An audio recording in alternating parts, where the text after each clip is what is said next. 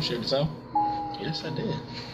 Come on, man. Look at that. Stopping in, we been tapping in. We ain't never late. Dropping gems, we been locking in. Now let's elevate. Took L's to win, running laps again. This is steady race. People's champ, boy. Yeah, you know I've been the heavyweight. Stopping in, we been tapping in. We ain't never late. Dropping gems, we been locking in. Now let's elevate. Took L's to win, running laps again. This is steady race. People's champ, boy. Yeah, you know I've been the heavyweight.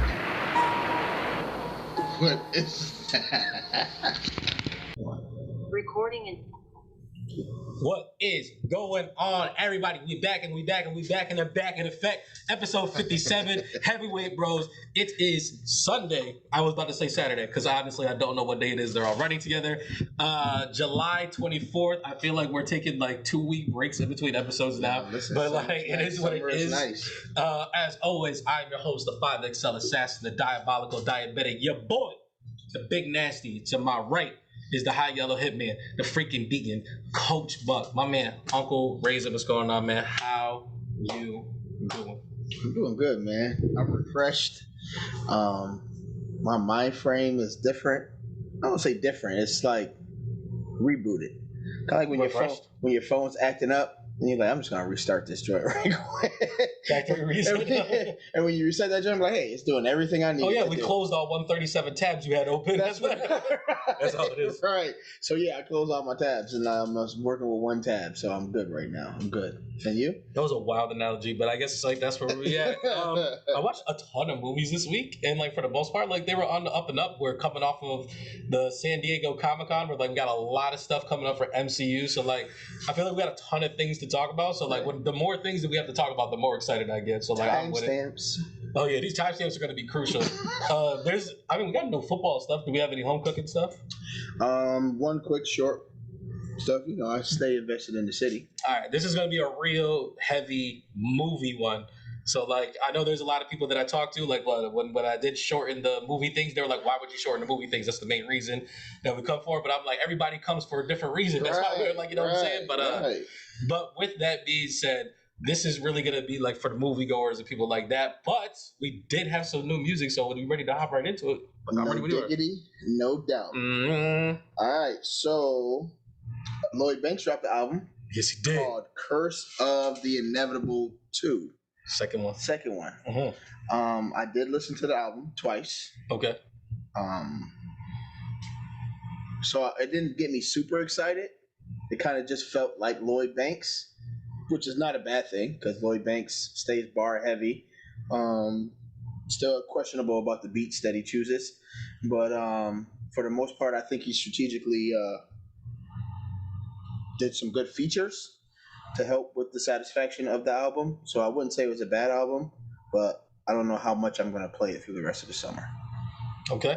I have had it in pretty steady rotation since it came out. I'm a pretty big Lloyd Banks fan, and I really enjoyed The Curse of the Inevitable Part 1. Mm-hmm. I think lyric-wise and everything like that, it is better than the first one, but I do agree with the beat selection thing, whereas like there's a bunch of times where I'm like, is he using the same beat? Like, or like the same bass notes on it? Because like this has 14 songs on it. I believe so. And I want to say like 8 of the songs sound like they have the same type of beat on it, but it's like the bars are super steady and thorough. I was just like, if he would have had the same production as Pusha T had on his album, I think this would be better than Pusha T's album. Okay. If that makes sense. No, I hear what you're saying. But it's like, I do think like the production piece of it did bring it down like a notch, but like the features were sturdy. Yeah. He got the Griselda voice. He had the Conway song and the Betty song back to back. But the Jada Kiss verse, that's the one to me where I was just like, you know, that can't like, go wrong there. It's hard. Can't go wrong. He picked the right people, that's for sure. He did have the one like kind of like poppy R&B-ish song, like trying to capture like that Karma vibe again, and it's like it didn't really hit for me. It was like Fall in Love, I think it was called. And I was like, that one, I was like, ooh, this is a miss. Yeah. Like I said, I enjoyed the Jada song. I had to listen to it twice. Like my first run through, I ran back that song the second time just to like make sure that I was tuned in. You know, you get to doing other things. You're like, man, this song's already halfway over, and I missed some stuff here. So I did run that one back. Wasn't one of my favorites. It was tough, but it was just like I don't know. I just how sometimes when you're expecting Like if you see Lloyd and Jada on the same track, you're like, yo, this joint is I'm about to play this 7 times in a row, and I just didn't get that feeling from it. So, but I think that was just consistent with the album. And again, I'm not saying that it's a bad album. It just didn't keep my attention. Yeah, so like at the end of the day, like talking about is it better than the first curse, I literally don't think it is, strictly because of that. Right. Like that's the only reason. I'm like, yeah, like everything on here is as thorough as it's supposed to be, but like that's the thing that's lacking. And it's like, you know, we were talking about like a lot of these songs and a lot of these albums where it's like everybody kind of stays at the same thing, like they don't move up or down. I think he did have moments like where he moved up, but like the highs weren't high enough, type of deal, like if that makes sense. Yeah, no, it does. But at the end of the day, like I do think it's worth a listen, like especially like if you miss like gritty rap bars, like New York rap and stuff like that, like it's there for you. But like I don't know if it's going to be in contention for us at the end of the year when we do our albums of the year. No. Like, I mean, that's all I really had to say about it. I don't know if you had anything else. No. We can move on from that because there was an album that did come out that I was extremely excited about, and that boy Joey Bad dropped the album. That's what you're just gonna call Joey Bad? Yeah. Joey Bad Butt dropped an album. Joey Badass dropped an album titled 2000. I enjoyed it. I'm only 4 songs in, and I really enjoyed it so far. I enjoyed it. I like what he's doing with it, the creativity of the album. He definitely is another guy who makes sure to stay on top of his bars. But I feel like he made it an agenda to be all about New York on this album, which is super dope. Like, I think that speaks to the 2000s. Right. So he's got the intro from Diddy. He's got like a passing of the torch moment from Nas when he does the intro for him. He's got a song, I think it's called Cruise Control, where he uses like some bars from Biggie. He uses the infamous Big Pun line where he was like, "And I know you from where? Elementary school." I don't know you, man. Right. You know, so it was just like the album was intentional if you're asking me. Like he made sure that he was doing certain things. Like if he had a vision board for his album, it was like, I'm gonna make sure to do this and do this and do that, and he made sure to do all of those things. And I've already listened to the album 3 times, and it's, I would say, at least 4 to 5 songs got put into my like when I ride my bike rotation type thing. Like I said, I'm only 4 songs in, and each of the 4 songs like I've enjoyed, and I was like, ooh, I can see this going up there. I can see it being up there. Obviously, the next time that we record, I'm gonna have gone through it a couple more times, so like I have more of a. He also has some Griselda on there, West Side Gun. I thought for sure you were about to say he's got a Ludacris feature. I thought for sure that's what you were about to say. No, he got some Griselda on there. He's got West Side Gun on there. I really like the song he did with JID. He's got a song on there with JID. But like I said, it's just like there's so much representation for people backing him. Like, yo, yeah, Joey's doing it right and at a young age. So when you see artists like that, you know what it already could be becoming. You know, so I like where it's going. Like I said, I enjoyed the album, and I'm probably gonna listen to it again before the week is out. Okay. All right. I think we just have one more thing. That boy Usher, man. I don't know how strategically he's moving these days, but he's continuing to keep himself out there. So I know this him versus Chris Brown versus keeps coming up. Like people really want to see this happen, and then Usher hit us with the tiny desk, and everybody's like, "Oh yeah, this tiny desk is letting you know that he's about that action." And then he drops another song with City Girls. Yeah. And I'm like, yo, Usher is just like, yeah, just so y'all know, I still got it. So I wouldn't be surprised if he drops something else this week on another feature with somebody else. But I mean, I can't lie, man. Like I said, it's gonna be tight, but I gotta take Usher by 1, man. I gotta take Usher by 1. So one of the reasons why we had such a big break in between this last episode and this current episode that we're doing now, talk about it, is we did kind of do like a special episode, Chris Brown versus Usher. I thought it went fantastic. The problem was we could not upload it to YouTube. So as of right now, it's only viewable, or you can listen to it audibly on Spotify. There you go. I'm going to prepare you right now. It is 4.5 hours long. I mean, aren't those verses though? They are. And I was going to say, like, the whole time, like, you can hear us, like, we have, like, the banter in between. Like, we talk about, like, we're keeping track of the score. We're doing all this other type of stuff. We were having so much fun. We started at, like, 6 p.m. Like, I was like, guys, like, I know it's like 9:30. Like, if you want, we could try to make these songs. We could cut them or, like, do stuff like that. They were just like, I'm here for the long haul. And I was like, if y'all here for the long haul, I'm here for the long haul. We banged that joint out. I think was there any greasy talk? Was there like some I was talking Mario type? I mean, granted, it's my cousins, so like, I wasn't getting too crazy. Yeah. But like, there was a couple songs. I was like, why would you play this trash song? I was like, this is one of Chris Brown's first songs. So like, the way that we did it is my younger cousin Trey represented Chris Brown. I represented Usher, and then we had my other cousin Donnie, who was in the he was kind of like the end all be all, because like for the most part it's like, you know, if I pick an Usher song, like I'm gonna say that like I'm gonna vote for the Usher song, he's gonna vote for the Chris Brown song. There was quite a bit of songs where before we even got to Donnie, I was like, I'm gonna let you know right now, I'm actually gonna vote for Chris Brown on this one. And then my cousin was like, I gotta say, I picked this Chris Brown song. I think Usher won that one. And it was like, and it got like, I don't want to say like what the ending score was. I don't want to say who won or anything like that. But like, you gotta watch or listen. Yeah, you're gonna have to listen to it. But like, we got down to the nitty gritty. I was like, yo, I can't believe that this is what the score is right now, type of deal. It was really, we had such a great time doing it though. Yeah, it's a close one, man. You're gonna have to keep it out because I think we're gonna like, we talked about it like towards the end. I was like, we're gonna have to do another one, right? Because the thing is, but like, it's tough for us to find artists that he truly believes in, and then that I truly believe in, and then we don't agree on the same thing. Okay. Because, like, you know, he's a huge Drake fan. So then I'm just like, and he's just like, who's beating Drake in verses? And I was like, I could come up with 3 or 4 people if you want. And I was like, we can do the Kanye West Drake thing if we want. One of them Kanye? And like that. I was like, you know how much I bang with Kanye. I was like, we could do Jay-Z, we could do Kanye, we could do, I can't remember, and I think I said, I was like, I'll represent Lil Wayne. We could do Lil Wayne versus Drake. I like the Lil Wayne too. That would be tough. That would be tough. Because like, he and then like as we're going along, like, you know, like he's saying, he's like, yo, like I forgot that this was in Usher's catalog, and he's like, I didn't put enough, and like, you know, I think at one point he was like, yo, I didn't put enough respect on Usher's catalog as we were going through, and so like that, and he was just like, a lot of people aren't though, and he was just like, yo, like this, and like, you know, like I talk about it, I'm like, hey, like, you know, when you play spades or something like that, like this is like my 3 of diamonds that I'm throwing out. And so like that, he was like, yo, this was one of your throwaway tracks? He's like, I forgot that this song, he's like, this is a banger. Listen. But like, yo, like what you go against and like all that stuff matters. There was a lot of songs that I thought I had in the bag. You gotta be the DJ, like, you gotta produce those tracks, that lineup. It's crazy. It's crazy. There were some tracks that like he pulled out that I was like, I forgot all about this Chris Brown song. And I was like, oh, like I wasn't prepared for that. I was like scrambling. I was like, oh yeah. Be on your Jada. I always bring up Jada when he's against Fab. I was like, oh, I like that one, but we was ready for that one. Drop that joint tech. Yeah. Like you gotta be ready, man. There was a lot of songs that were left in the cutting room floor, and it was just like, oh man, like because we did that too. We were like, hey, like, did you have any honorable mentions of songs that you didn't play? And like there was a couple of them, they were like, bro, you should have played that one. I don't know why you didn't, because there's a pretty infamous moment in here where like I played a song that is like, it's a Usher fan song.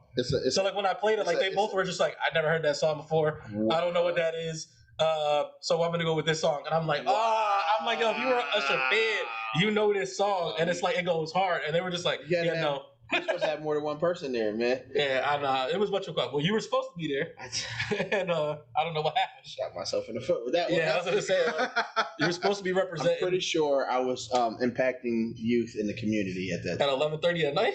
No. But I came home while y'all was already filming, so it was just like I couldn't jump in midway. That would have been, you know, some hater stuff. One of the things that was a pain in the ass though was like Zoom only lets you do like 40 minutes maximum.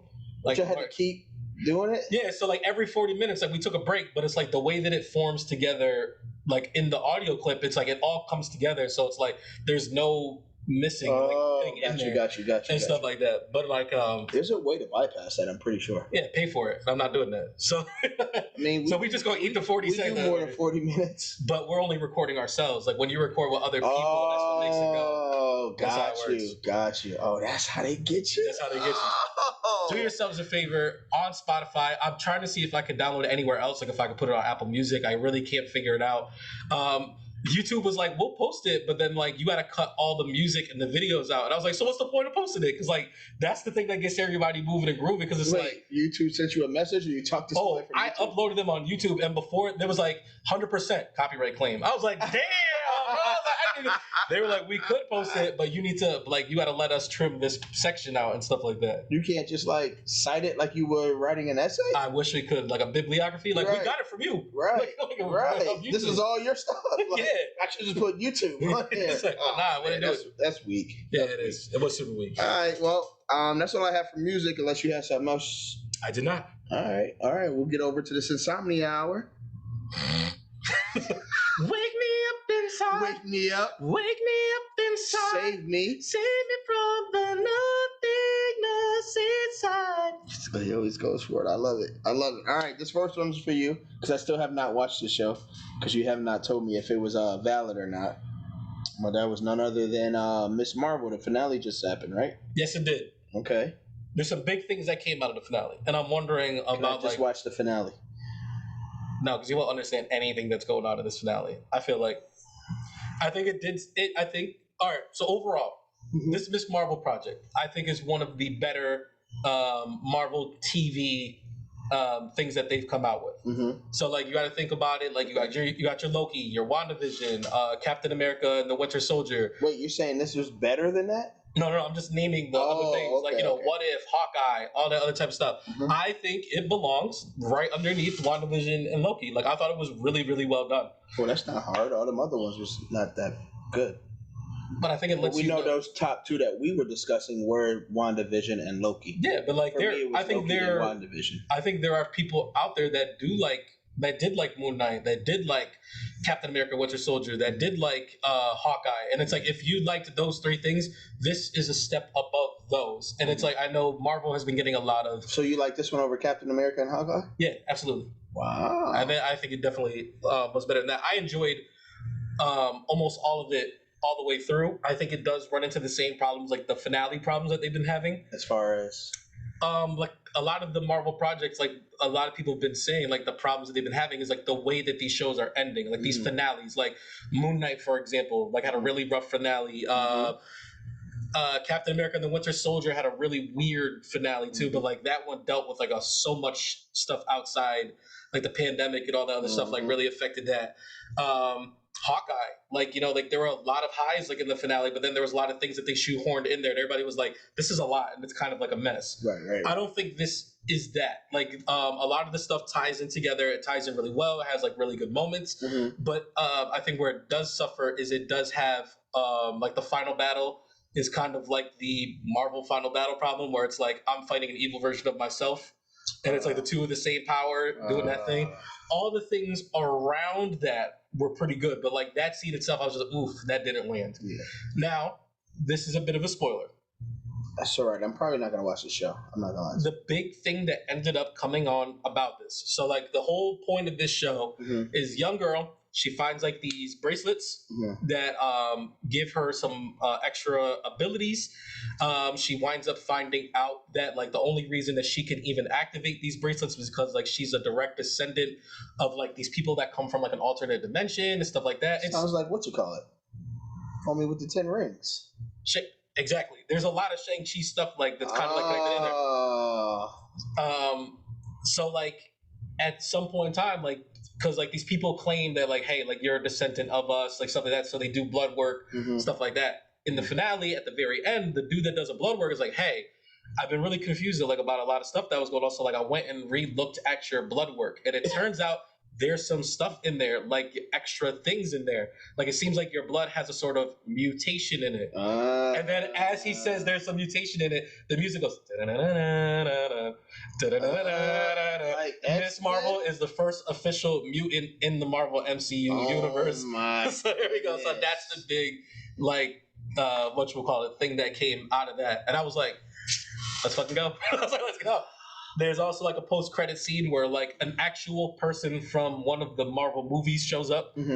And it also, like, you know how they do, like, Miss Marvel will return. You can tell me who it is. It's Captain Marvel. Okay, there you go. Captain Marvel shows up, and then it's like Miss Marvel will return in The Marvels, the new movie that they got coming out. So, like, this is another thing that the TV shows haven't done really well is, like, we usually don't know, like, where these characters are going to end up. Right. Miss Marvel is going to be a big thing in the Marvel movies, and it's like she's going to connect to the movie. She's going to be in the movie The Marvels, which is going to have her, Miss Marvel, Captain Marvel, Maria Rambeau from WandaVision, the black girl. Okay, yep. And I'm glad they bring her character back because she's dope. Oh yeah, and I think her mom's going to be in it too. Like, I'm sure there's going to be a lot of stuff with that. So like, I do think Miss Marvel was worth it. I think like I'm getting stretched really thin. I can't lie to you. I know it's tough. I think that you'll enjoy the show specifically because the strongest thing in this show is the moments of dialogue and the moments that they have with the family. So like I said, like she has like a lot of drama, like with she's trying to be a young kid but also trying to be a superhero, and it's like she's letting some of her duties at home falter. So like her parents are like, and it's like, it's tough, like being a parent to someone like that, because then it's like, you're supposed to not like them because it's like you're not letting them do superhero stuff, but it's like they don't know that you're a superhero. You're just not handling your responsibilities, and it's like they do a great job of like humanizing like these parents. Like the parents are amazing actors in this, and it's like I don't want to like spoil things that happen, but it's like that dynamic, like they crush it in this show. So she's not getting off easy like she lived with Aunt May. Not at all. The mom is like, she's definitely like I'm hammering stuff down at home. Like I am like what's going on like in this house, and it's like the father's there, but it's like as soon as the mom starts talking, he's like, hey, and it is a multicultural house, right? It's not a multicultural. They are I think they're Pakistani, if I'm not mistaken. They're from the Middle East. Okay. Which is another reason maybe I was just watching the wrong trailer, but it looked like there was like she had a brother that was like white or something like that. His brother is marrying a black woman. Maybe that's what But it's like they don't make like a big thing about that. But there is like a wedding. So like that's another thing that they do really strong is like introducing like that culture into the MCU. Yeah. Like, they go to mosques. There's in one of the episodes, like one of her friends talks about like why she wears a hijab, but Kamala doesn't. And like they have like they show like in the church, like how women are kind of treated, and like, like it's 2022, like we got to kind of like move this around. But like they also do a very, very good job of like humanizing that community as well. Cause like there's certain parts where you're like, yeah, like, damn, that's not fair. So you kind of don't like them, but then like, they're not mean. They're just like, this is just the way that things have been. And then when other things come up, you're like, yeah, those are my peoples, man. Like, cause there's like a government agency that's like trying to follow her. Like they try to like go into the mosque to like look for her. They're like, she's one of ours. You don't you can't just run up in here. It's kind of like the Spider-Man, like, you mess with one of us, you mess with all of us, like the New York thing. And they always get beat up. And then the Green Goblin's like, oh, okay, just throws a pumpkin bomb at him. Right. Or I remember when they was on the train and Dr. Rocket? Yeah, he just like throw everybody out the way. Punch this man in the chest with the I was like, yeah, y'all keep getting work for this kid.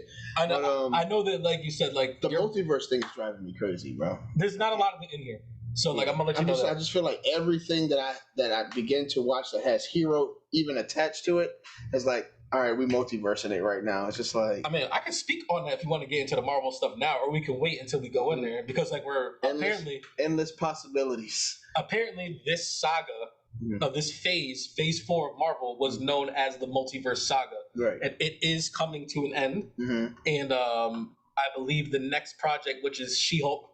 Okay. I think we have She-Hulk and then the Marvels, and I believe that the Marvels is the last piece of that phase, and then we move into phase 5, which I'll talk about phase 5 in a minute, because like that all just got revealed and stuff like that. Sheesh. But I do think Miss Marvel is worth your time. I think if you didn't like What If, you didn't like Hawkeye, but you sat through and like you banged those out, like 6 episodes of Miss Marvel, which I thought was pretty enjoyable. I think that you could do it. I did those other 2 for you. We'll see.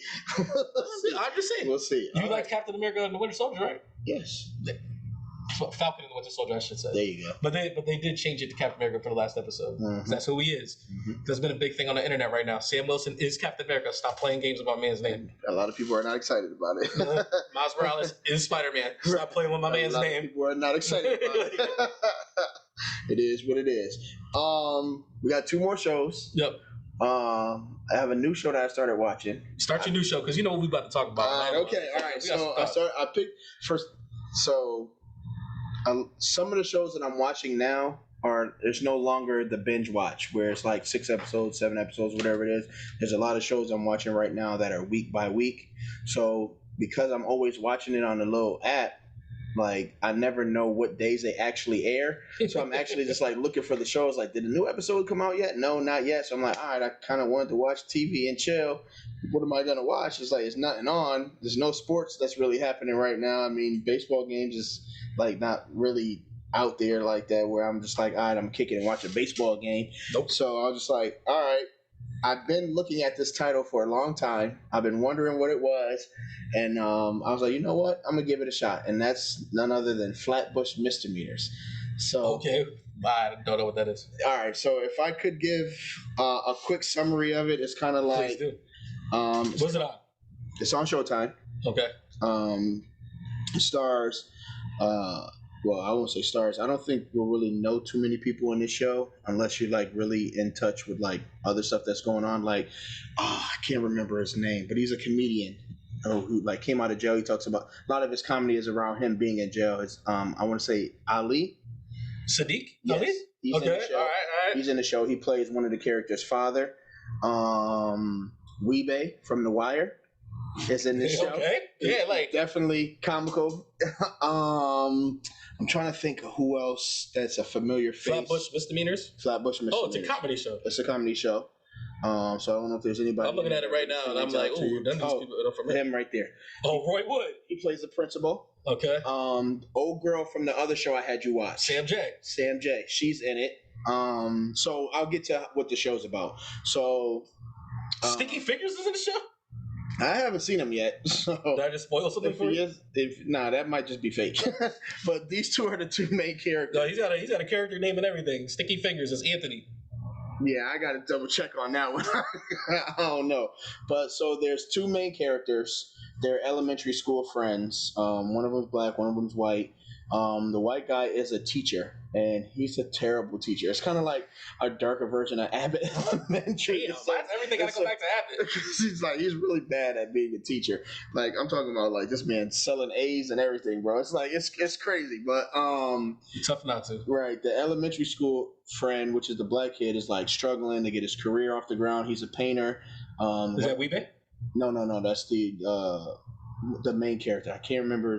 Because he's not. I haven't seen him in anything else to where he looked familiar. But he's the main character. Is this the character Kevin? Yes, Kevin. So Kevin comes to stay with his friend to try to like launch his career in New York. It looks like this is the first thing he's been in. His name is Kevin Iso. He's doing a good job though. Okay. So he's basically come to New York to try to launch his art career, and they go into all these calamities. They meet Weebay because Weebay is a drug dealer, and the black kid Kevin, to get money, is doing like Uber Eats. Okay. He's working for a restaurant, and they deliver from the restaurant. So he goes to deliver, and when he sits the food on the counter, he knocks over a bottle of lean, and Weebay's like, "Yo, this is like $3K. You're gonna have to pay me back." And so introduces the relationship of these two being involved with Weebay and all this like stuff. It's like, yo, if you don't get my money by this time, or it's like, hey, you gonna get my niece A. So the guy who's a teacher, Weebay's niece is one of his students. So he finds out, and he's like, yo, listen, I need her to do well in school, so she gonna get some A's. And the white kid's, he's scared, so he's like, all right, she already got an A on yesterday's test. Tomorrow's test, right? So it's like, it's really hilarious. The white dude, his mom married a black dude, and the black dude wants him to call him daddy, and it's like, he's like, I'm not calling you daddy, you my stepfather. There's a really incredible scene where those two interact. I really like the stepdad. Ali Sadiq just got introduced in the second season, but like it's 2 seasons of the show? Yeah, it's 2 seasons. So it's like a season and a half because they're like on the 5th or 6th episode of the second season. Okay. It's really easy to get through. The episodes are like 27 minutes, so it's not an hour-long show. So it's probably like a 30-minute segment on Showtime.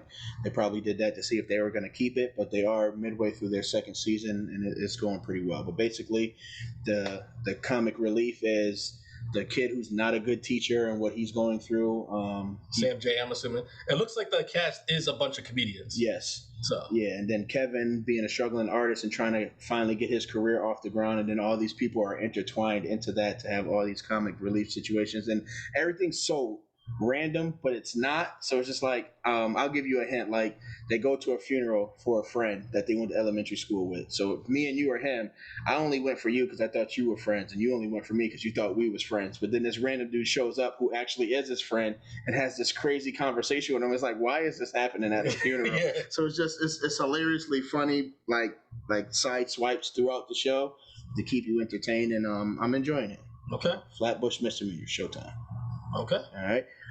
Our last one, because I know you're waiting for this. Of course. I introduced a show to you. You did. And I love when I introduce shows that end up hitting like gems. They did. And the last one I introduced to you was the show called The Bear, starring our old boy Lip from Shameless. Lip from Shameless. There you go. And the premise of the show is he was like a Top Chef type dude. He was the top chef in the #1 restaurant in the world. And then his brother had like a dive diner. Yeah, in Chicago. And he passes away, and Lip comes back to Chicago to make sure that the diner doesn't go under. Yeah, like he's trying to introduce like the elements that he's learned in fine dining to this establishment that is very much not a fine dining establishment. So it's like trying to find that balance of like what works in the upper echelon versus what works here. Right. And like just because you're here doesn't mean you can't do things at a higher level or there's a better way to do it. And it's like they're also very much struggling for money. So it's like it's a lot easier to do that in these higher things because like you guys got money to spare and you can do these things. So it's like how do you give a fine dining experience in a lower tier restaurant? Right. And it's awesome. The interactions between the staff as he teaches them how to become more professional in the cook space, the animosity that grows into love, people doing other things outside of what they usually do, like not a extreme spoiler, but there's a kid who bakes the bread for the sandwiches every day, and he showed him how to make the bread better than what he was making it, and he was just like, yo, this is pretty dope, which leads him to want to like do baking and extreme art with his baking. And like, by the way, my favorite character in the entire show. Oh, him? Yeah, that's my favorite character. He's pretty chill. I like him too. So I just think it's pretty dope how they're getting along. And of course, the calamities of stress and keeping the diner open and them still working together, like all of that comes to play. I told you before, like his brother is played by the dude who played the Punisher, John Bernthal. There you go. It was kind of weird that they had that much of an impactful character, but he wasn't really in the show. So it was a great like kind of reveal. We're like, oh shit, right? He's in the show. Like it brings it like a little bit more. So I don't know if there's going to be like more flashbacks coming up in the season 2. Oh, it's already been renewed. Like the show's only been out for like 2 weeks, right? And it's already got renewed for a second season. So I'm gonna see. We'll see if he's in like more flashbacks or something like that. But ultimately, like. They thought the brother was crazy and he was going through a lot of stuff, and he ended up to have more. I'm just gonna say he had more ideas and planned for what he was doing for his family than what people thought. So I think I like the show, and the reason I enjoyed it is what I've been telling people all the time is it's different from everything else that you're kind of seeing on TV, and there's a lot you can do in such that small space because they're not like at a house or. Because these episodes are still 30 minutes long, and they're all in this restaurant space. For the most, there's a couple where they're outside of the restaurant, but for the most part, it's like we're watching them in the middle of a shift at work, right? And then what I mean. There's a lot of things that pack in to that, right? And I think the dope part about it is just like. I'm starting to assume that the dude Lip may be from Chicago because Shameless was in Chicago. This show is in Chicago, but a lot of the shows that are like that, they're making sure to show the authenticity of what it's like to be a resident or a patron in that community. And I like how, they're working as a family. It's pretty good. Do you have a favorite character? If I had to pick a favorite character, I'm gonna go with Shorty that's helping him out at the young black girl. Sid? I think it's Sid. It is. I'm not gonna lie. This is one of those shows too. Like it's really hard to keep track what everybody's name is. Yes. Because they tell you their names very early on, but then they move to the system where it's like yes chef, no chef. Yep. So it's like after a while, you just start calling everybody chef, and you forget what their names are. Mm-hmm. And there are times where it's like there's something with Murray, and I'm like, who the hell's Murray? And then it's like, oh, the baking chef, and stuff like that, or whatever. Right. So that's a pretty difficult thing to do. I like her, and I like the fat dude that's there always fixing stuff. Yeah, he's like, I just want to be a part of this. Right, I want to work here. There you go. He's like, can I stay for family? No. Come on, man. But I thought it was an amazing recommendation. I thought it was a really well done show. It's going to probably end up being very high on my end of the year list. Oh, I shot a gem out there. And what's about I thoroughly enjoyed it. It was just the cooking concept in general, I thought I was already sold on that. And then it's when they start to really, because the show's about a lot of things. It's about when you work at a job where it's it's not the best job, but you love the people that you work with. And it's there's a one point where it's this one dude gets really upset, and then he's like, yeah, I think I'm gonna quit. And she's like, and go where? Right. And it's like you have to have that moment. It's like, damn, like this really isn't the best job, but it's like everything here works in the way that I need it to work in order to get myself. So it's like it's also very reminiscent of like a sports movie where it's like you got a brand new coach who's trying to sell you on this new system. So like, you know, this it's like the Coach Carter of Cookin, where it's just like I understand why you bought into this show so hard. Oh man, where it's like I got this new system, and it's like if you can't run the system, then you gotta go. And there's people, and there's the ones that are fighting the system, and then the other players are just like, yo, man, like maybe if you just bought in. Remember the Titans, Ted Lasso, so many things going through my head right now. That's what I mean. It's like this guy, man, this guy. Do you have a favorite episode or a favorite scene? I have one for each of them. I don't know if you want me to go first. Thanks. You know, I finished this a while ago. So there's only 8. It's only 8 episodes. It's on Hulu. Each episode is about 30 minutes long. So it's like I think I banged this show out in like 3 days or something like that. And it's like it was well worth it. I think if you break it up into threes, it probably was a little bit easier to do it. Yeah. You know what I mean? I'm not gonna go with favorite episode only because it would take too much to process and I don't want to take up too much time. If I had to pick a favorite scene just off the rip from right now without saying the season finale, which was extremely dope, but what an amazing finale for sure. I'll go for the scene where Shorty is making the chicken stock and the other lady is trying to ruin it for sabotage it. Right, and then like she cuts her finger, like it was kind of like her episode. Yeah, because it was very, very much focused on her, like that whole episode. And it was just like she has all this aspirations of wanting to be that person, and then the one day that she was that person, she realizes it's really tough being that person. It's like I told especially when they're working against you. Right. So I told people, I was like everybody wants to be the QB, so you got to get under center. You know what I mean? So it was just like she was under center, and things didn't go well. But long story short, she ends up going in the fridge to get the chicken stock, and dude's like, yo, let me help you. She's like, no, I got it. And then she ends up dropping it, and then like that's like, of course, it's just soup that's spilled on the floor, but like for me, I felt like it was metaphoric of like her day and everything she was trying to do all over the floor, and she's like, man, I gotta really clean this up and get my act together because it's like I could be biting off more than I can chew, or maybe I can handle this, but I need to take some help in. Or like, look at these writing visual metaphors. Right. It's like with leadership comes a lot, and I have to expect that. So I just thought that was a really dope scene or episode for me. My favorite episode, is it's the second to last episode. It's the 7th episode. Okay. And it is the one where they're trying out a new system in the morning for pre-orders, and they messed it up. It is, and it's like. It's almost done. It's almost done like in one shot. Let you know how many people want your food though. Yeah, and like it's almost done like in one shot. And like I don't want to explain too much of the episode, but it is like they're finally like figuring out this system. Everybody understands their role, and it's like they're just getting ready to roll out this new thing. Everything's all set and ready to go. One mistake happens, and it's like they have to completely change everything like on a fly, right? And it's like I said, it's all done in like one shot, so you get to see like Lip, like he's trying to process what's going on. Right. Everybody's given ideas, and then it's like you have to drown out the noise, and you need to create the one voice, right? And it's just like, you know, when you're the person in charge and you are the person in one, and the one voice is supposed to be talking, and you're trying to be forceful and you're trying to be these things, like how quickly that can turn into mean, and how quickly like that can turn into like you exploding on the wrong person, or a person that like when they're trying to be helpful and you're just like, just shut up, and you just do like, then you have like that outburst, and then it's like, you know, like how that changes everything like in itself. And I just thought like that episode, I was literally like, after that I was like, the donut part.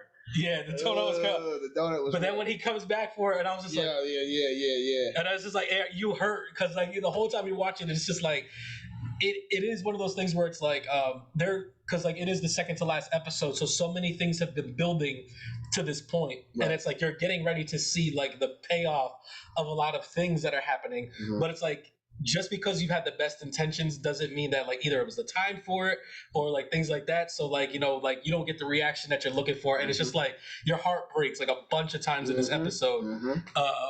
Like a lot of things happen in it. So like that was my favorite episode. And my favorite scene, and like one of the things that I didn't talk about real quickly is like another theme of this show, that's like it's an underlying theme, but it's present throughout the whole show, is grief in general. Yes. And it's just like, how they deal with grief. And it's like all these people, talk about like I said, like John Bernthal's character, like he dies in this show. And it's like he worked at this restaurant that he built from the ground up. Mm-hmm. He hired all these people, like, and all this other type of stuff. So like, and Lip comes back and like that's his brother. Like my brother died. Right. So like he's trying to process that, but like then you kind of come to the thing where it's like he is your brother and he's like very important to you, but like just because like we weren't family doesn't mean that he wasn't important to me like as well. And other people are also trying to process this grief that like that they're going through. And my favorite scene, and it is in the final episode, and it's when he goes to the AA meeting. And like, because the thing about like Lip's character in the show is like he's not that much of a talker, right. And it's like he doesn't speak very much unless he says the things that like he only says things that he needs to say. Right. I need this, get me this. I don't care about this. Like that's all he really does. He's not the most expressive because his cousin is very expressive, and it's like so he doesn't have to be. But it's like he really like lays it out, like the reason like why he is the way he is, how he felt about his brother passing, the relationship that they had. And it's like he nails grief in that aspect. Like whoever wrote that, like he has like I want to say it's like a 4-minute monologue. And it's like whoever wrote that monologue, whatever the award is, like put them, they need to be nominated for it. Like I was just like, I didn't speak. Even the letter from his brother. Yeah, the letter was crazy. But just the meeting in itself, where it's like for him to sit there and talk about like all that stuff, like in that monologue, like I hung on every word. Like I didn't look at my phone. I didn't say anything. Like the whole time, like I was just like, yo, they bodied this scene like in itself. And it's just like, I just thought it was like such a powerful scene. Like that was my favorite scene in the entire show. I also want to give a shout out to Lulu because she guessed the finale after the first episode. Seriously? Yes. How? She was just jokingly saying like, what if? Okay, all right. I'm not gonna say it here. It was like, what if? And she was freaking right. It's like I texted her when I watched the last episode because I was ahead of her. I was just like, just so you know, you were right. And she was like, what? One thing every wife likes to hear. Right. So yeah, if you get a chance to check it out, I'm all in on season 2. Like whenever it comes out, like I'm there. So that's called. I don't know if it's The Bear or just Bear. It's The Bear. So all right. So what a final scene too. Right. You know what I'm saying? Like yeah. So it's called The Bear, and the other one's Flatbush Misdemeanors. So give it a look.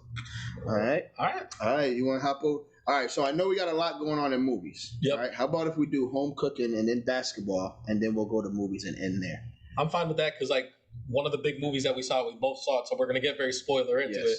So like we'll leave. How about we leave it for the very very last thing, and then like we'll be like, hey, like if you guys want to check out now, if you guys don't want to hear spoilers about this movie, like you can go, stuff like that. So we'll do movies very very last. All right, so let's do home cooking first. Wait, home cooking? I was looking at huh? I'm coming home again. Do you think about me now and then? Do you think about me now and then? Oh, Cause I'm coming home again. It's time for some home cooking with Big Nasty and Uncle Raisin. All right, so this football season's coming back around. The high school football scene is starting to get lit up again. Friday Night Lights. Yeah, you already know how it goes. So with that being said, Central has had another young kid commit to a full ride, and that's none other than Jaden Bass. Shout out to that kid. He's going to be going to Syracuse University. What position does he play? Lineman. Okay. Offensive lineman. So I believe it's between guard and tackle. Yeah. And I know for sure that he'll be joining a former teammate, Terry Lockett, that's already at Syracuse. Oh, snap. So I can see them guys taking over one side of the line and completely dominating and saying, like, hey, those kids came from Springfield, Mass. So I love what we're doing. Of course, I do coach at a different high school, but seeing kids do well through any program that come from this city is a good thing. Like I said, it always puts eyes on the prize and letting them know that, like, kids are working hard here. There are older men in the community that are invested in getting these young men to be seen and accenting their talent so that they can use them in a positive way. Accentuating. There you go. And making sure that, they have the opportunities to be successful. So, again, shout out to Jaden Bass and everything they're doing over at the high school Central. Okay. All right. I mean, Colts and Eagles, man. Knew that was coming. Let's get to the Hardwood check-in, man. Sure, that's the song?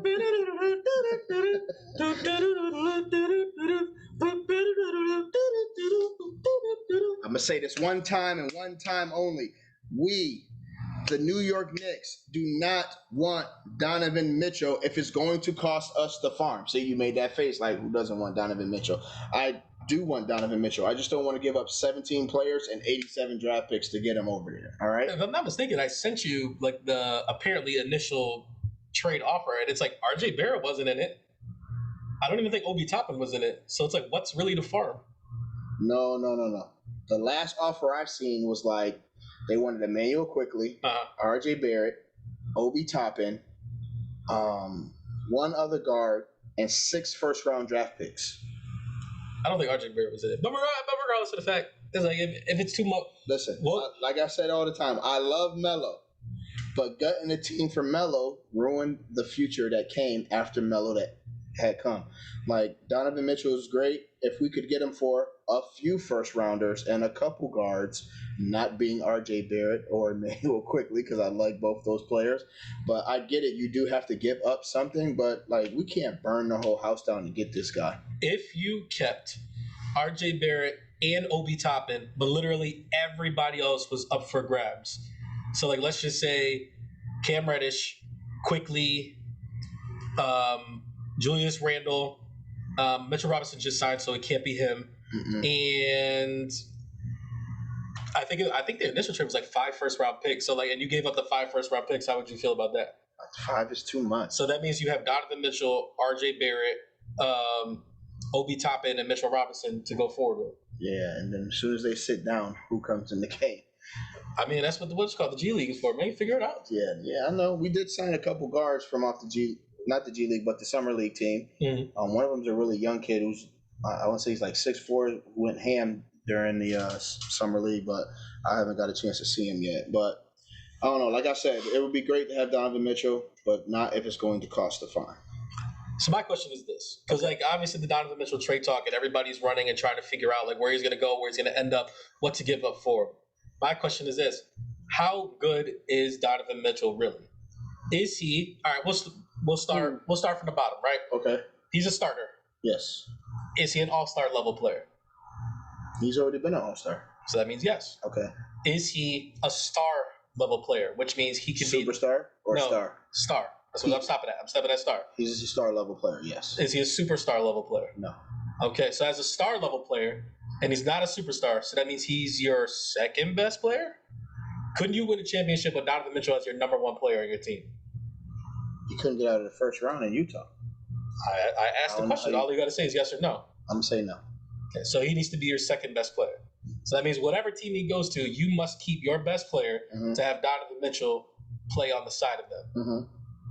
So I feel like there's only a few teams, like without those guards and everything like that, that would even like technically want him. Okay. And we saw the Minnesota trade and like what they got for Rudy Gobert. Yep. And which was 5 first-round picks for him, which was insane. And that's then like your boy, though. I told you I was like I hated the trade itself, but I was like I liked the fit for Rudy Gobert type of deal. So it's like that stuff is out there. So it's like, what are you giving up in order to get Donovan Mitchell? And it's like, what are the teams would be willing to do to trade for them? So like I've heard a number of teams, and it's like the one trade offer that is in every single trade, no matter who's out there, is like you could get Tyler Hero, Duncan Robinson, and a bunch of picks. So it's like Donovan Mitchell. They better pull the trigger on that one. Donovan Mitchell in Miami. They better pull the trigger on that one. If you're Utah, you pull the trigger on that. Oh, that was the offer that came from Miami? No, but like that's the thing that everybody keeps putting out. It's like we give up Tyler Hero. Utah has to understand that they are starting from scratch. Once Donovan is gone, you are starting from scratch. Like to me, the whole thing is like, how bad can we be so that way we can get Victor Wembanyama, who's going to be the number 1 pick in this upcoming draft, the French kid. Is that the 7'6" kid? Yeah, the 7'6" small forward. Like KD, right? Yeah, that's who everybody's tanking. All the bad teams are tanking in order for Victor. So like, get the I don't know how you want to do it. Like get the losses for Wembanyama or like tanking for Victor. Like however you want to call it. It's like, how bad can I be in order to get this guy? And like, am I putting him next to Tyler Hero? Is that what I'm doing? That's just one thing. Another, I'm trying to think of like teams that would do it, because like this year coming up, right? Yep. We have. It's going to be really tough, and like we're going to do like our season preview, and we're going to talk about a lot of this stuff. A lot of the teams that were awful last year are now very exciting. Yes. So like we think about Detroit, we think about Orlando, we think about Houston, you think about Houston is going to be. You think about OKC. Like these are teams that did not make the playoffs, and like these guys. OKC is kind of exciting. Shai Gilgeous-Alexander, Josh Giddey, and Chet Holmgren with Lou Dort. Like, what does this team look like? I want to see that, Joe. And that's what I said. I got to see it first, man. You didn't like what you see from Chet in Summer League? It's Summer League, fam. Like, I'm just saying. You but know like, who used to go off in Summer League? Benson. Kevin Knox. Like, come on, man. He's a like, Piston now. Listen, we don't disrespect Kevin Knox now. I'm just saying, man. Just like, I gotta see it. I gotta see it when the clock really checks in for pay time. But all I'm saying is like Summer League lets us know is like what is in your bag, and it's like, I mean, Chet showed us was like, yo, I can go out to the three, I can get by my guys, I got the stroke. I'll tell you right now, Paulo Branquero looks like he should have been the number one pick all along. He looks amazing. Did you see the video of him cooking Donovan Mitchell in that practice, bro? Yes. I was like, my goodness, this brother is raining on him. So like, there's going to be a lot of teams that are supposed to be like trash that are going to look pretty decent. You didn't bring up the Knicks, but it's okay. Because they made did they make the play-in last year? They didn't make the play-in. The year before, and then we lost to the Hawks. They got Jalen Brunson now. They do got Jalen Brunson. Does that make them a playoff team?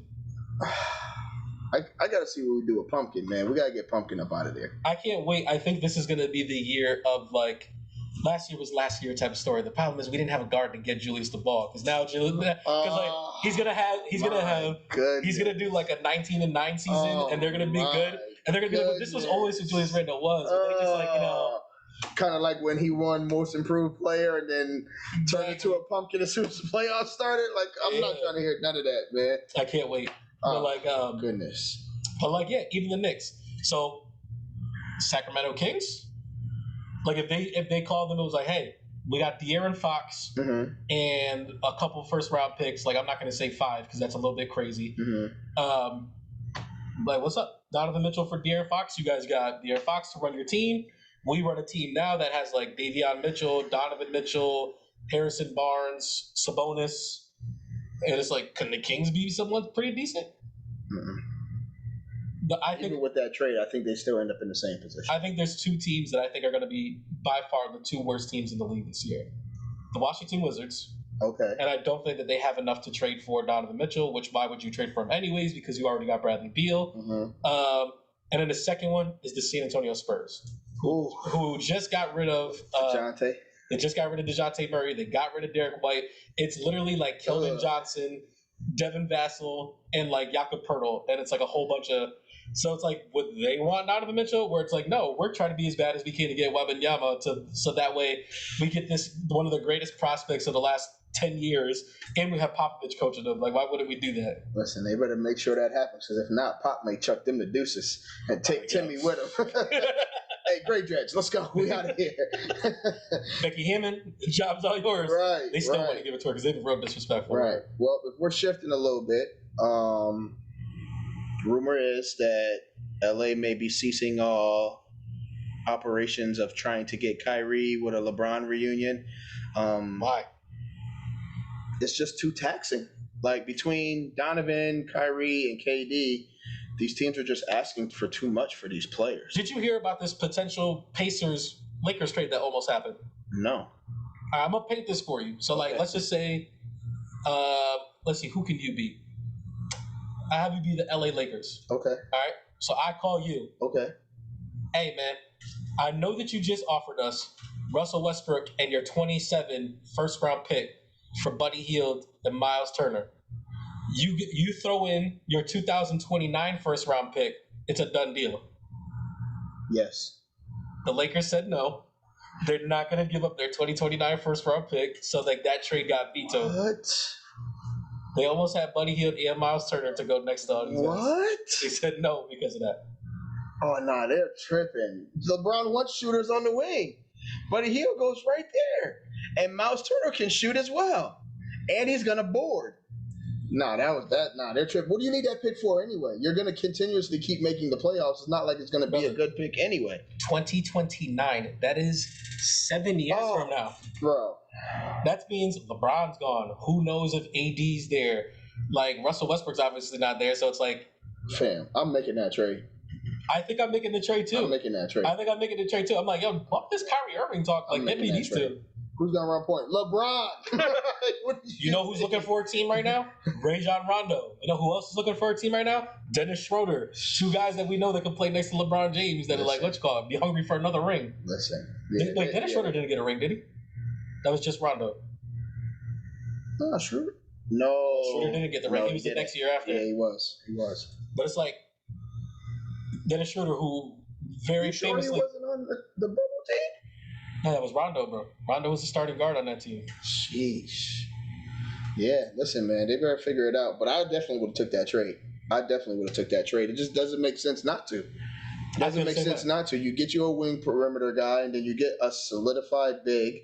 Like, it takes the weight off of AD. So it was a stretch big, too. Like, Miles Turner could right. And like I said, it takes the pressure off of AD. Who doesn't want to be a center. Right. And he also cannot last 10 games in a row without stubbing a toe or breaking a finger, so it gives him a chance to have minutes where he can rest and stay healthy. Yeah, that's dumb. Somebody should have got punched in the ankle for that one. Apparently that was Jeannie Buss who turned it down. Yeah, that's... So with that out the window, like, I mean, I guess the trade is technically still there if they wanted to take it. Where else is Kyrie going to go? Who wants Kyrie? Nobody, bro. Him and KD are both going to stay in Brooklyn. Donovan's going to end up staying in Utah, and they're going to be mad at. I think Donovan might be a trade deadline guy. I think he might be the guy. Like, he's going to stick with the team for a little bit. He's going to have an injury that shuts him down for a little bit. So like they're gonna pile up on the all three of them are gonna end up not playing. Man, I was talking to my homie the other day, like, yo, KD about to be your Ben Simmons from the Sixers, bro. So, but like the thing, so this is my thing with this next team, right? Is like Ben Simmons didn't play last year. Right. He's now gonna play this year. Right. I don't know if you know, but they signed T.J. Warren. Yep. So it's like now T.J. Warren's on his team. Kyrie Irving, Ben Simmons, T.J. Warren, Kevin Durant. Like, I feel like you could do something with that team. Like what are they doing? You don't gotta tell me. Tell them. I mean, now that the whole KD goes back to the Warriors talk is happening, it's like, bro, that would be such a sucker move. But he's a sucker. He's been a sucker like this whole time. Like, what are we talking about? I know. I'm just saying, as much as like, Damian Lillard like runs to the grind, like nobody runs for the grind like Kevin Durant. Like, what are we talking about? Right. So I don't know. We'll see what happens. Last but not least, I don't know if you saw the Drew League game with this big rave. I didn't see the game, but I saw the highlights. Yeah, so LeBron goes for like 82. 87, 34, and 18 at the Drew League game, and they win by 2. With DeMar DeRozan as his teammate. With goodness. All right, so supposedly there is some kid on this other team that like played overseas ball and like missed his opportunity to play in the league, and he was cooking that game. I guess he hit a bunch of threes to keep his team in the game. But like ultimately, like you show up to the Drew League and it's you and DeMar, like should have ran through this team. But I do like the fact that when I watched the video, to me, LeBron he effortlessly put up 42. Yeah. Like he's like, I'm in the post, low fadeaway. He did go like 3 for forever from 3. He was like 3 for 12. Yeah, You Skip Bayless? No, I'm not. Did you not see Skip Bayless like going there? He was like, this is one of the most crazy. Like he was going crazy all of a sudden. That's what Skip does. I don't even know why. Whatever. He's the white. What's the other dude he used to work with, man? Stephen A? Yeah, man. Y'all one and the same. We ain't even gonna talk about that. Shannon's saving your career. All right. But I was shocked at the 3 for 12 from 3 because he's supposed to be working on shooting, but like you don't see that in the clips. You just see him knocking down 3. So I didn't know he was 3 for 12 until after I had already watched the game. I think that what stood out to me the most is like the clutch moment. So LeBron's team is like up by 1. He gets fouled to go shoot 2 free throws, and he makes the first one. You sounded like Skip Bayless because Skip Bayless couldn't wait to bring this up. What do you know? Look clutch at the free throw line. I'm not scared. Yeah, come on. I'm just saying. I'm just saying, just knock them joints down, man. It's just like you go 1 for 1 from the line. Mind you, I guess the kid was like, you're gonna miss this one or give me one, LeBron, and he gives him one, and they get a good look and almost win the game. So it's just like, I mean, I think it was pretty dope for those dudes to play against LeBron and compete.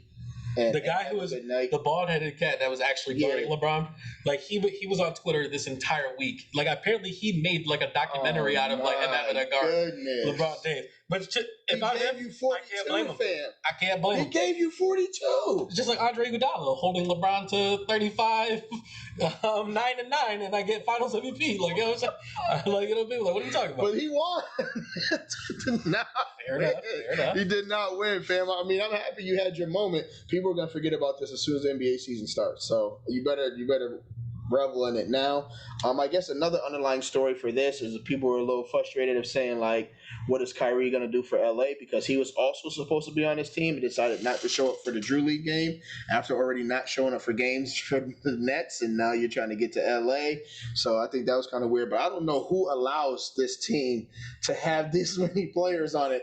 I know at one point. So I know if I work for the Drew League and they're like, hey, LeBron James says he wasn't coming. Oh yeah, definitely gonna come. Let him play. Okay, why not? But he's only gonna play if DeMar DeRozan's on his team. Yeah. So, listen, man, bro, we were selling tickets for $12, and now all of a sudden these tickets are $70 a pop. And it's packed. Yeah, it's packed, Jim. Well, so what I found out is that I think this is actually DeMar's team because he's been playing in the Drew League each year consistently. Okay. Because I think the last time LeBron played was like 10 years ago. I think Kobe played in the Drew League. Yeah, that was the lockout season. Yeah, right. I remember that. Right. So like NBA players was playing on the moon back then. Like it was wild. Like it was like they were just like you play ball. You're right. Jamal Crawford was putting out wild mixtapes at that time. He still is. I know he is. He's 42. Yeah, LeBron dropped 42. He's still crossing people at 42, which is out of control. But yeah, I think this is DeMar's team, and he usually just invites guys to come play with him because I'm pretty sure one season he had like James Harden playing with him, and they was cooking people up. I think another year he had Baron Davis when Baron Davis was killing people. So they do get some notable names that show up. I know the Ball brothers are all on a team or something like that. I don't think Lonzo's playing because he's coming off the injury. Yeah, but the two brothers are on the same team.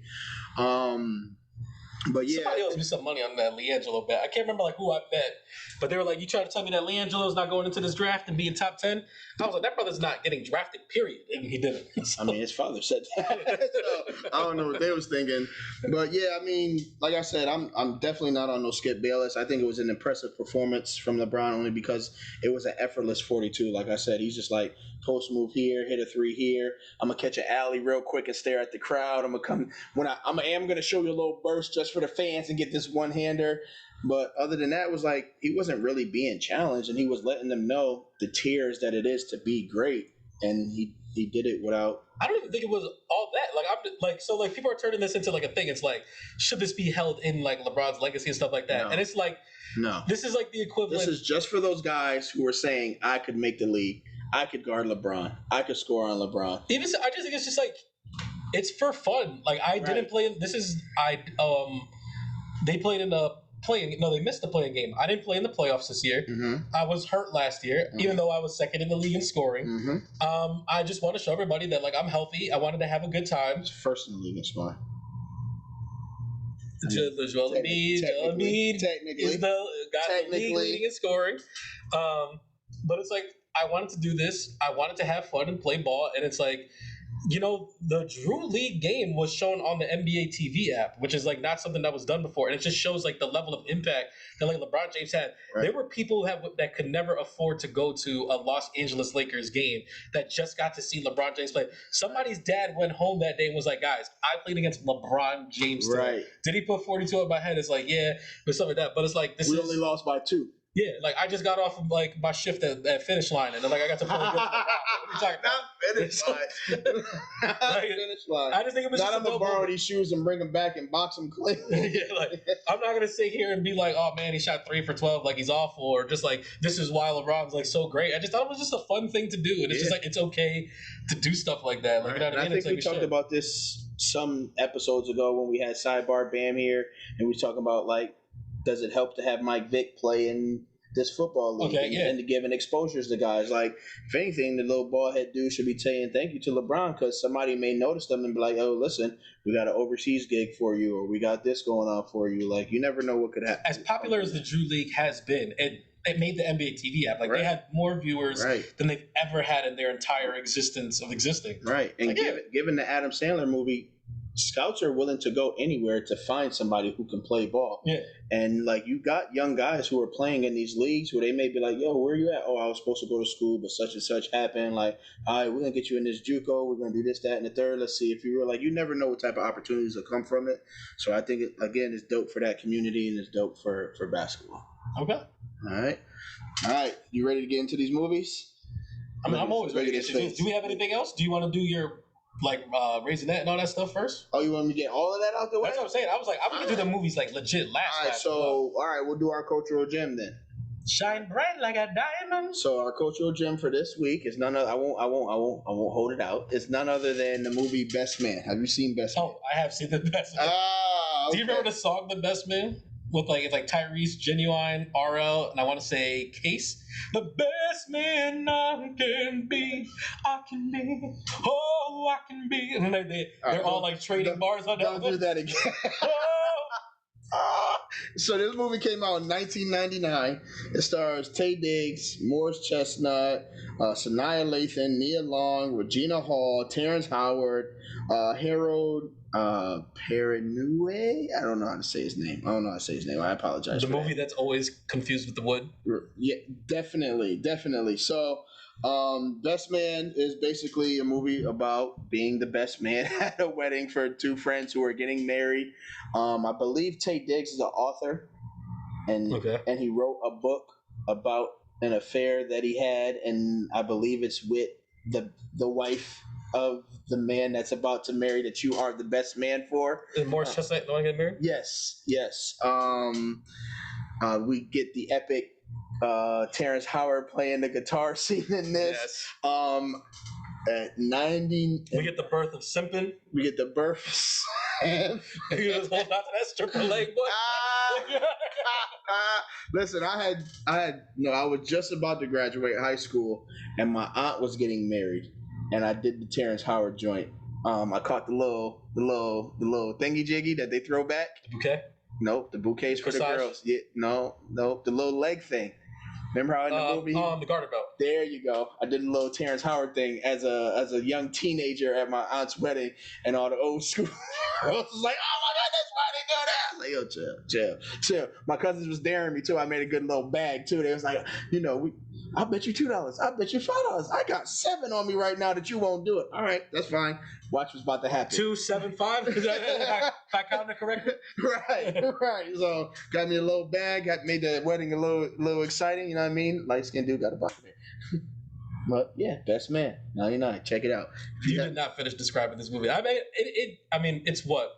It's a movie about reconnecting with your friends, like for a long period of time. Like, there's a wedding. There's obviously some unresolved issues that, makes perfect sense why it keeps getting confused with the wood.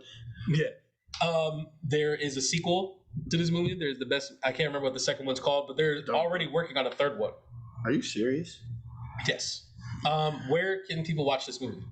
Oh, I got you. I was about to look up the second one because you had me. I've never seen the second one. I was going to say something stupid. It was called like The Best Man Reloaded or something like that. But it's like, I think it's called like The Best Man Reunion or something like that. They got it on YouTube for $4, Google Play for $4, Amazon Prime for $4, and Vudu for $4. They charging money now? It's been $4 for everything on Vudu. Oh, okay. Vudu's got the widest library ever. You just got to pay $4 for it. That's it, right? So yeah. What's the name of the second one? Is it like it's like The Best Man Reunion or something like that? Oh man. Best Man Reloaded. Best Man Again. Best Man Volume 2. The Best Man Holiday 2? That's what it is. Best Man Holiday. That's the second one. I'm not doing it. They're working on a third one though. I'm not doing it. It's all the same people in it? Yeah. They're all coming back for it. I can't do it. I want to say it's a movie. It very well could be like a miniseries, but I'm pretty sure it's a movie that's going to be. I can't do it. I can't do it. I also enjoyed the Best Man movie. I just like it is the one that like people always confuse for the wood. Yep. And I really, really like the wood. So like I do the thing where it's like, I mean, it's good, but it ain't no wood. All right. Well, the moment we've been waiting for. It's popcorn poppy time. Don't stop, pop that. All right, so like, what that mic off for? I have 4 movies that I watched in the theater, like in between our 2 episodes. Okay. But before we get into that, I feel like we have to discuss this week was San Diego Comicon. Okay. They had the Marvel panel yesterday. They actually had like a lot of panels yesterday. There was the Black Adam new trailer reveal where The Rock came out in the Black Adam suit. Oh, okay. They did all that. There was another DC movie and it's killing me right now. What does it run to get into one of these things? Like, it's not that crazy. It's like You just $120. show up? Like, yeah. oh, So like, Okay. because they always seem super accurate. Like, it's movie stars coming out dressed as characters. Yeah, they so show like- you trailers that no one's supposed to see or know about. so for a frame of reference, yesterday was the Springfield Comic Con. I don't know if you knew that. And Springfield, Mass. Yeah, it was at the Mass Mutual Center yesterday. Bro, I promise you. I swear to God. I promise you. I'm in Benson Bagels. Shout out to Benson's Bagels, I guess. I'll take a Benson sponsorship all day. I'm getting my little turkey sausage, egg and cheese on a cheddar jalapeno bagel, hash brown in between. And this girl comes walking in with like, I don't know, it looks like a leotard, but like leggings on, and she's got like a horn on one side and the crazy black makeup around her eyes. Her boyfriend's got like they're like, I don't know, pants, but they're like cut at the end. Then he has like a shirt that looks like it's been made at like an Asian boutique, but he has the shirt open and some type of necklace hanging over his taco Man, meat. I want to know what you're talking about saying that because I feel like the second that I figured out, that's this thing. I don't know what it was, but they were together and they were getting breakfast, and I was just like, is there some type of convention or part? It's 8 in the morning. Where are you going dressed like this? Where are you coming from dressed like the con this? didn't even start till 11. Right. So they were ready. I was like, yo, listen, did you have an overnight gig at some type of weird party and now you just like coming out of work? I didn't know what was going on, but me and everybody in the store were just like, all right, I'm going to look at you, so you're looking at me, so we're not looking at them. But yeah, it makes perfect sense now. Yesterday was Springfield Comic Con. Okay. So it's just like that. It's like their conventions where, people come and they celebrate whatever the things that they're looking for. San Diego Comic-Con is one of the biggest conventions. I think it's the biggest convention. Okay. And one of the reasons why it's so big is like that's where people get like, yes, you can go there, people dress up in their cosplay, you can meet a bunch of different people or whatever, but these are the places where like Marvel, like the studio execs or people come to let you know like what's coming up. Okay. And like this is how we've getting reveals for like Infinity War, Endgame. Like they show trailers before everybody else gets to see it, so like you get this experience of knowing these things that are coming before it gets released to the public. And it's like they do questions and answers like with people. Like some people get invited to Comic Cons, like people that they know. Like hopefully when we get big enough, but like YouTubers who like I know you watch Emergency Awesome. But it's like that's the guy who always like explains to you like what's going on like in a Marvel. So like, what does this mean out of this trailer that I just watched? Oh, okay. But it's like all those like big type of guys, like they get invited out there because they know you're gonna come talk about our product. So Right. let's bring you here, show you the new stuff that's coming out, so then you can convey it to your audience, like what we got coming out. You build the hype, you do all this other type of stuff. We bring the actors out, you ask the actors questions, all that other type of stuff. It's always this big thing, but like one of the big things is called Hall H, and Hall H is apparently the biggest hall in there, and it's always like a thing of like who's getting Hall H this year, because like you have to put in a bid for it. And this year Marvel got Hall H, and it's like they got it because they announced the entire phase 5 of all their movies. They announced what's going to be in phase 6. They showed trailers for Wakanda Forever. They showed a new trailer for the Guardians of the Galaxy 3. They showed new trailers for She-Hulk. They brought all the cast out. They told us what Blade is coming out. There's a lot of stuff on there. I watched that trailer for Wakanda Forever. Bruh. I had chills and tears at the same time. I was like, I was like, I'm gonna hold it together. The second that they came out in the all white and they started hitting, I was like, I can't do this, man. I can't do it. We'll talk about the trailer in a minute. We'll talk about that trailer the next episode because we're gonna get real deep into it, I'm sure. But I did just want to announce. So this is what Marvel Phase 5 is gonna look like. Okay. Apparently, the phase that we're in now is Phase 4, and they are dubbing it the Multiverse Saga. Yeah, let's get out of this phase. So the next phase is going to start with Ant-Man Quantumanium.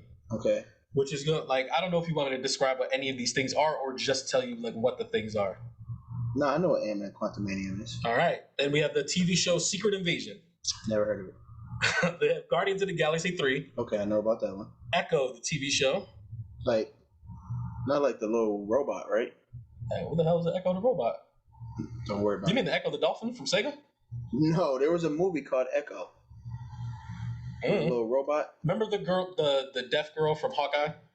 Her name is Echo. Oh, okay. She's getting her own TV show. Got you. Okay. Loki season 2. Oh, can't wait.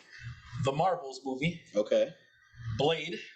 Yep, can't wait. By the way, these are all in order of how they're coming out as well. Okay.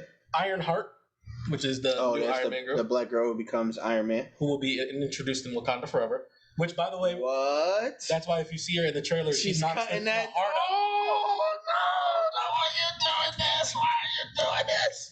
Oh my goodness! Apparently, She-Hulk and Wakanda Forever will be the end of Phase 4. Okay. Ant-Man is going to start off Phase 5. So I did watch the new trailer for She-Hulk. I'm not done yet. Oh, there's still stuff on here. My bad. Okay, go ahead. Right. So like I said, Blade. Okay. Ironheart. Okay.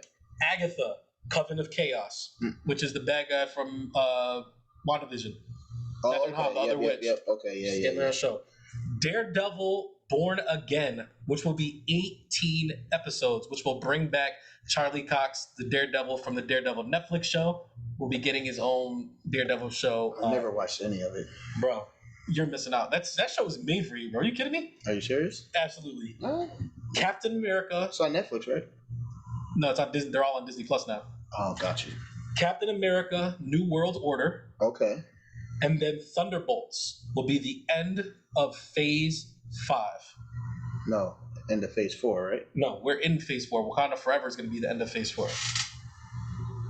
She-Hulk, then Wakanda Forever. That'll be the end of Phase 4. Oh, Ant-Man will start Phase 5, which will end with the Thunderbolts. There are 3 movies that are in Phase 6 right now, and they have dates for them. The titles for these projects, very excited for this. The first project is going to be Marvel's The Fantastic Four, Avengers, The Kang Dynasty, and Avengers Secret Wars. What? So, we will do with this information what you will. Tony Stark again? It's possible, bro. It's possible, bro. Will he run into the new Iron Man, who will be Riri Williams Ironheart? Is that who will it be? She got the cornrows in the trailer too. They cutting out the heart. I was like, let's get it. She's like, it's gonna be all right. Let's get it.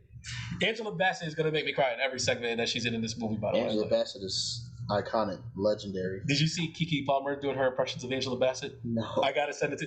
No. So like, you know how they do those? Yo, listen. You know how they do those things when the movies are coming out and they sit down and they're like the internet questions asked to people. Mm-hmm. Keke Palmer is one that she did for Nope. It's hysterical the whole way through, but there's a part where she talks about how much she loves Angela Bassett, and she's like, I got 2 Angela Bassett impressions, and she's like, I got Angela Bassett Tina Turner impression and Angela Bassett Waiting to Exhale impression, and he's like, it's all in the lips. She's like, and she kills it. I was just like, yeah, this girl is crazy. This is the slate. I don't know if we actually want to dive into this and talk about it or get into these 4 movies. I know that this is a lot of information. That's a lot. That's what I mean. Let's do the 4 movies. I feel like that deserves an episode on its own, because if we try to dive into all of that, we're going to have to rush it. All right. So rush it. And I feel like you have way more insight on this than some of it than what I do, and I don't want to do it in an injustice. All right, moviegoers, don't shoot me in the foot for that. All right. All right. Apparently, the trailer for Guardians 3 that we have not seen yet, like people were saying that like the entire theater was crying. So I'm anxious to see like what's in this. I know Dave Bautista has talked very openly about the fact that he's saying goodbye to the Drax character. So I'm assuming Drax dies in this movie. There's a little backstory on Rocket that a lot of people were praised about. So like, we're gonna see what goes on with Guardians. But there's also supposed to be Guardians holiday special coming out this year as well. What? Are they making an album or something? What is a Guardians holiday special? I'm just saying. What are you talking about? Stop. These are just projects that are coming out. Stop. So, if I'm not mistaken, the way that we're ending up this year, we're getting Guardians 3. Okay. Then we're getting She-Hulk. Then we're getting the Guardians holiday special, and then we're getting Wakanda Forever, and then that's the end of Phase 4. Okay. All right. So movies that I actually saw in the theater. Let me see it real quick so I can remember, because there was 4 of them. The first movie was Paws of Fury, The Legend of Hank.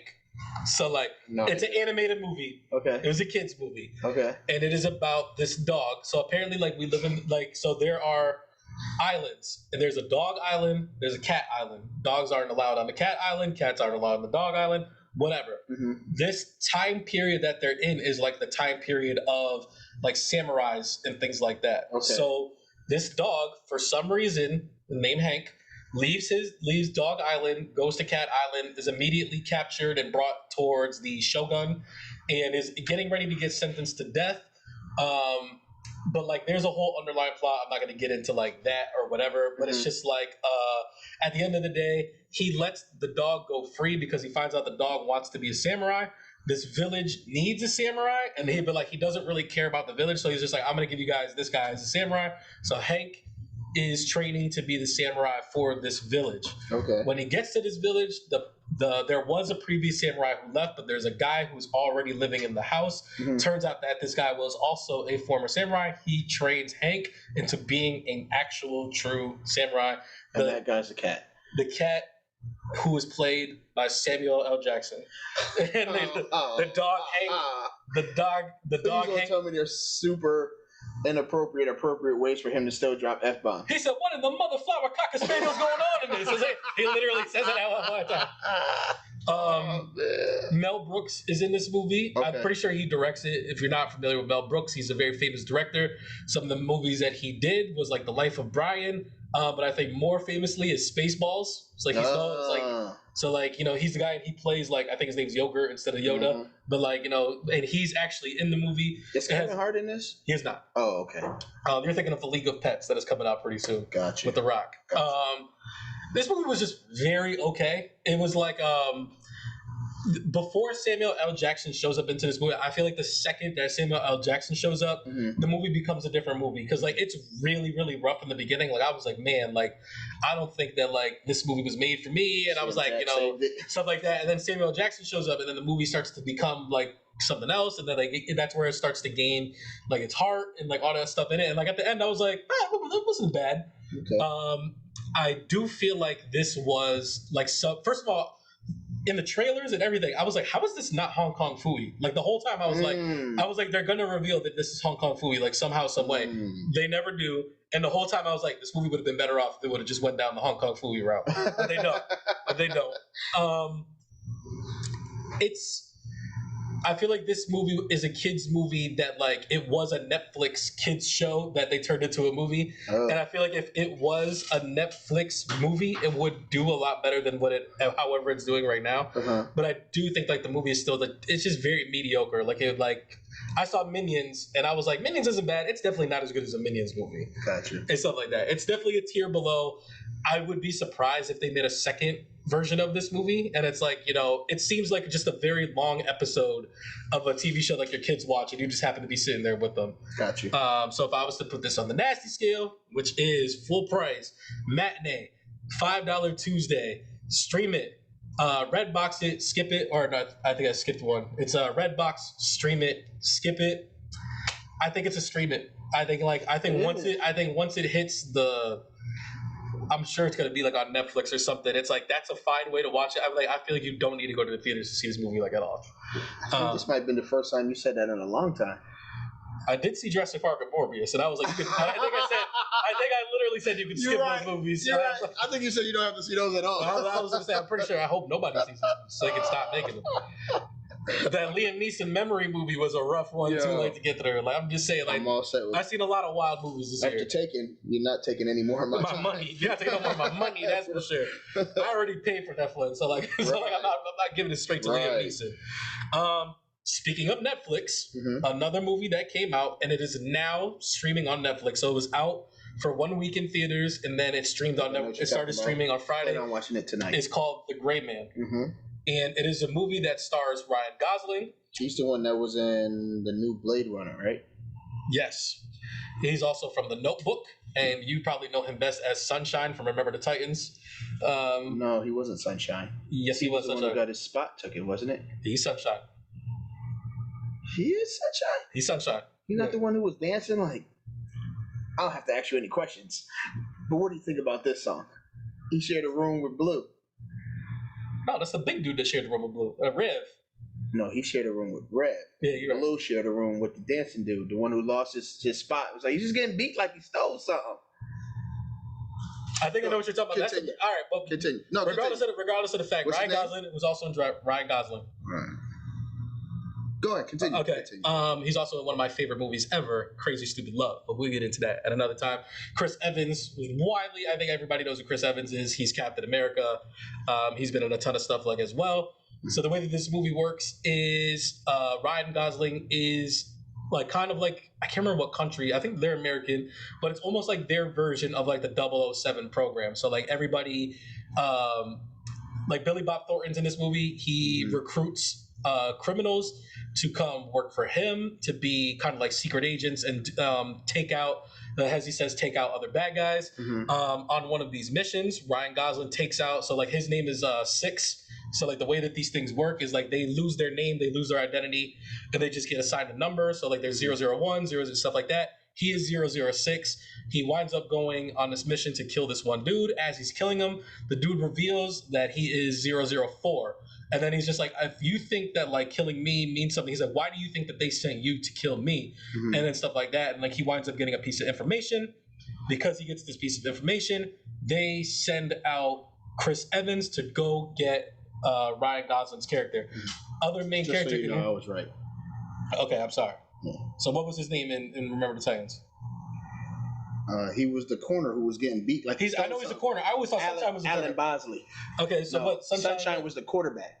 Backup You could throw it a mile. You can't pitch it 2 feet. Don't be getting Remember the I'm Titans, sorry. Jack. I It's apologize. okay. I It's okay. apologize. It's I okay. apologize. It's okay. All right. Nick, you always be getting me in the comments. Make sure you get your boy in the comments because he jacked The that thing one is, up. like, I knew that Ryan Gosling played corner. I just thought the corner was Sunshine was a corner, and then I was like, because I remembered that guy. He's like, shut up, little girl. I'm just saying he's getting beat like he stole something. That's all. Yeah, like there's a lot of things where it's like I know women love Ryan Gosling, but all men know that he was an absolute liability at quarterback. I see that meme come up all the time. So yes, they send Chris Evans to go retrieve this information from him. Another one of the agents that he happened to be on a mission with is Ana de Armas, who was the star of the movie Knives Out. She was also in the latest James Bond movie, No Time Left to Die. Yeah, she's amazing in this movie. Every movie that I've seen her in, I'm like, when are they gonna stop making her like the girl version of the main character and like give her her own franchise? Because she's thorough in this movie. Like, I can't wait for you to watch it because you're gonna be like, yo, she's nasty. Like, she might as well be like Black Widow or something like that. Jeez. Like in these movies and stuff like that. But I thought the movie was awesome. Like, it's a great action movie, like from start to finish. And like I leaned over and I was like, it's a shame that this is going to Netflix so fast. Like, I like the fact that like everybody's gonna see this for the most part. But I was like, I wish it would have been in the theaters long enough so people can like actually pay money and make this movie make money. Because I feel like it deserves that. Like, I was like, it's exactly what you want. It's like action from start to finish. It's very John Wick-ish. Okay. Where it's just like, you know, which is like, also in production for Chapter 4. They already dropped the trailer. Yep. You know what I'm saying? My boy Donnie Yen coming in, the IP man is in there. Yep. Yeah, I think that this is one that you should watch. It's up there in my top movies of the year list so far. So Really? like, it is. It's up there. Like, I think it I've cracks my seen top like 10. 58 movies this year. I've seen 34 movies this year. That's how many I I've was seen close. in the theater. I was So close. yes, and I think I think it might go down as the best Netflix movie. Okay. Like, I mean, Hustle's up there. Like, I really like that one. What was the one with Mark Wahlberg and M'Baku? Winston Duke. Oh, It's like Spencer Confidential. Spencer's Confidential. That one was pretty good too. Like this, I was like, if Netflix is making a movie of this quality, I was like, I'd definitely check some of these out. I think it's definitely worth a watch. This is a tough one to rate because Wahlberg and M'Baku is hilarious. this one I thought was like kind of like a tough one to rate because now it's on Netflix, so you can't just stream it. Right. So like, I guess I'm just gonna play it as if it was still in the theater and like you didn't have the ability to do so. Okay. I think it does fall in between the matinee and full price, and I think it's worth the full price. I think you're getting exactly what you go in there to see. Like, I don't think you're getting anything more, anything less. I think Chris Evans is pretty solid, but I think Ryan Gosling like is showing that like he's not just like a leading man in like rom-coms and stuff like that. It's like, you could put me in a Blade Runner, put me in a Drive, and it's like you could give me some actual like Keanu Reeves action scenes, and like I'm gonna show you how thorough I can be. I don't have to ask, but I will. You're gonna What do you hold think of this I feel like you're gonna hold this over me forever. That like Does cruel and unusual punishment mean anything to you? he's going to rule this over me like forever. Like he doesn't know anybody. He's like, dude, with the old boy that used to have dreads, but he didn't have dreads in the movie with the other white boy. And I'll be like, oh, you mean like Lonzo Ball or something like that? And like I don't know who it is, but because I got the characters' names mixed up and remember the Titans that he watches all the time, like he's gonna hold it over my head. All right.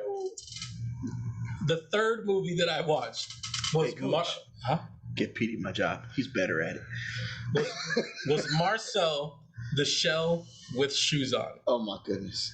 It is a movie. This is the whole title? That's the whole title. Marcel the Shell with Shoes On. I'm assuming this is an animated movie. It is a stop motion animated movie. So like Please explain what that means. think about like Nightmare Before Christmas or things like that. Claymation type. It's not claymation, like it's a real, like it's an actual seashell with like a googly eye on it. Mhm. It has shoes and it moves around like a regular person. And there are actual like people. So it's filmed as a documentary. Mhm. Let me get into what the story's about Oh my first. goodness. So this guy who is an amateur filmmaker Okay. he winds up having to stay in this Airbnb. Okay. In this Airbnb, he discovers Marcel the seashell, who's a 1-inch seashell that lives in this house, and he starts to ask Marcel questions, and like he then decides to start filming it. So he's filming it as a documentary, Mhm. and he learns that Marcel lives in this house, and he has lived in this house for a number of years with his grandmother. Mhm. So there's an older seashell like as well, and she's like my favorite character in the entire movie. But you come to the realization, like Marcel tells him, is like most seashells live in a community of 20. And there used to be a bunch of family, but there was an event that took place Mhm. where all the family left aside from Marcel and his grandmother, who his grandmother is also very old and she's starting to get like Alzheimer's now. Do they talk? They talk, yeah. Okay. They're speaking roles and everything. Like, Okay. like Marcel is a fully formed character, like in this movie. Okay. Like he talks, he has a voice, all this other stuff or whatever. So this amateur filmmaker starts to film Marcel, starts to upload him to YouTube, Mhm. and then it starts to become like this movie of like, can we find Marcel's family? And like the first 10 minutes of this, or I would say the first 5 minutes of this movie, you're kind of like, what the fuck am I watching? And that's what I was going to ask. So, like, How you're did you end up in this theater? I've seen the trailer for it like a bunch of times, and it's like when you watch the trailer, it seems very sweet, like and heartfelt in the trailer. And I was like, Okay. I can see myself giving this a shot. Okay. $5 Tuesday came around. Okay. I didn't have anything to. I had a meeting that was canceled, Mhm. and I was just like, what can I do? And I was like, oh, that Marcel movie's out, and I was like, oh, I'll go give it a shot. Wayne gave it a shot, bawling, crying at the end of this movie, man. So like. And like I said, like the first 5 minutes, like you're very much like, am I really about to watch this movie about a 1-inch seashell? Right. 10 minutes into this movie, this is a little kid, that's his grandmother, and like that's all that you need to know. But like he does show you like how he gets things done like at his size. Like like they say, he lives in like this Airbnb, so like he has to move around like a certain way. And it's like the way that he gets food is like he ties like he goes into like the drain in the bathroom and pulls out people's hair and ties it to make like a rope, and he puts the rope on the tree, ties it to the baking mixer to knock the food out, so then he eats the food, stuff like that. But it's like you just start to realize that like, you know, he's just a little kid who lost his family. So like then you like it just reminds me of like all the holy shit, I just had a revelation. I just had a revelation because I was like yo, bro, you want me to sell you on this movie? So, because like Tell me the revelation. So I'm about to tell you. It's like, because what I was getting ready to say is it reminds you of like those old 90s movies where it's just like, I just need to get to my family, and it's like this long journey. This movie is the modern day 5-0 Goes West.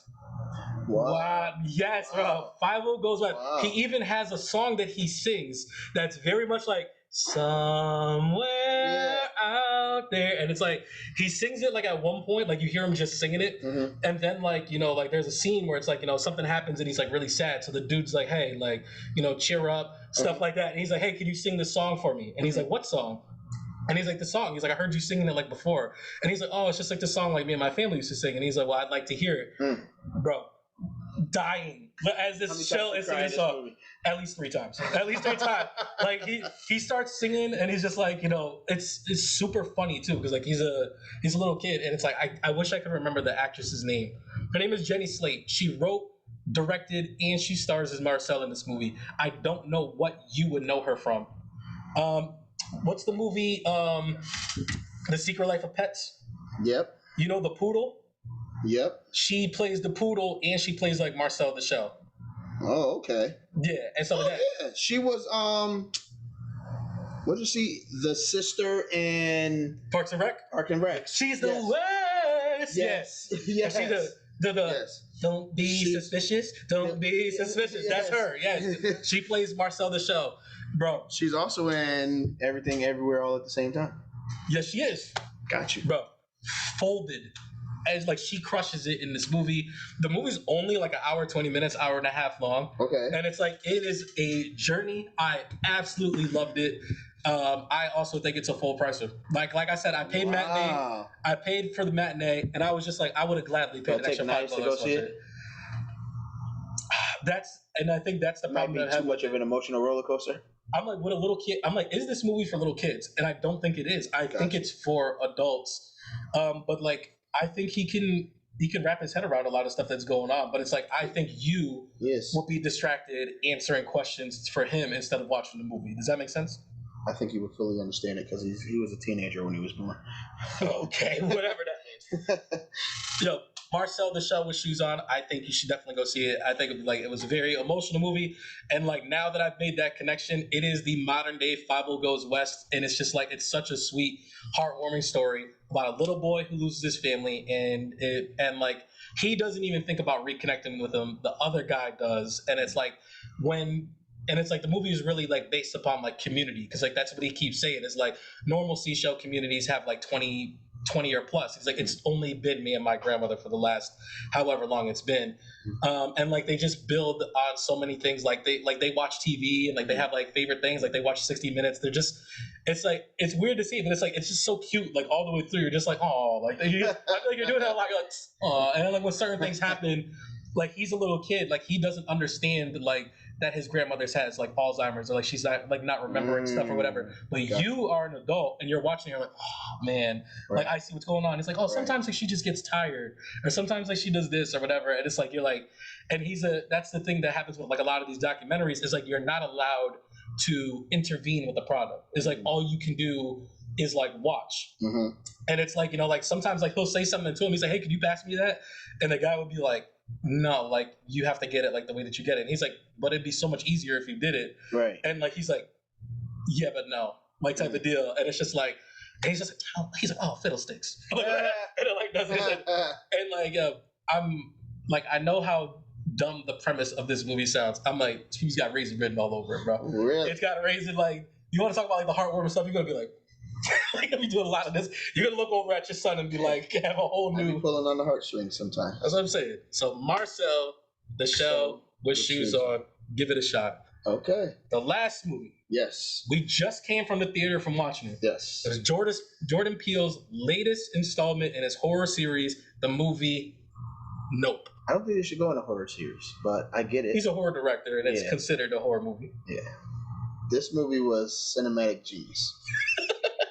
You were definitely very involved in this. Like, listen, man, I was like, did I make a mistake inviting him into this movie? You probably did, because you know me. I know how you like for things to be quiet. And he said, "Oh no," like, you were doing that like a lot.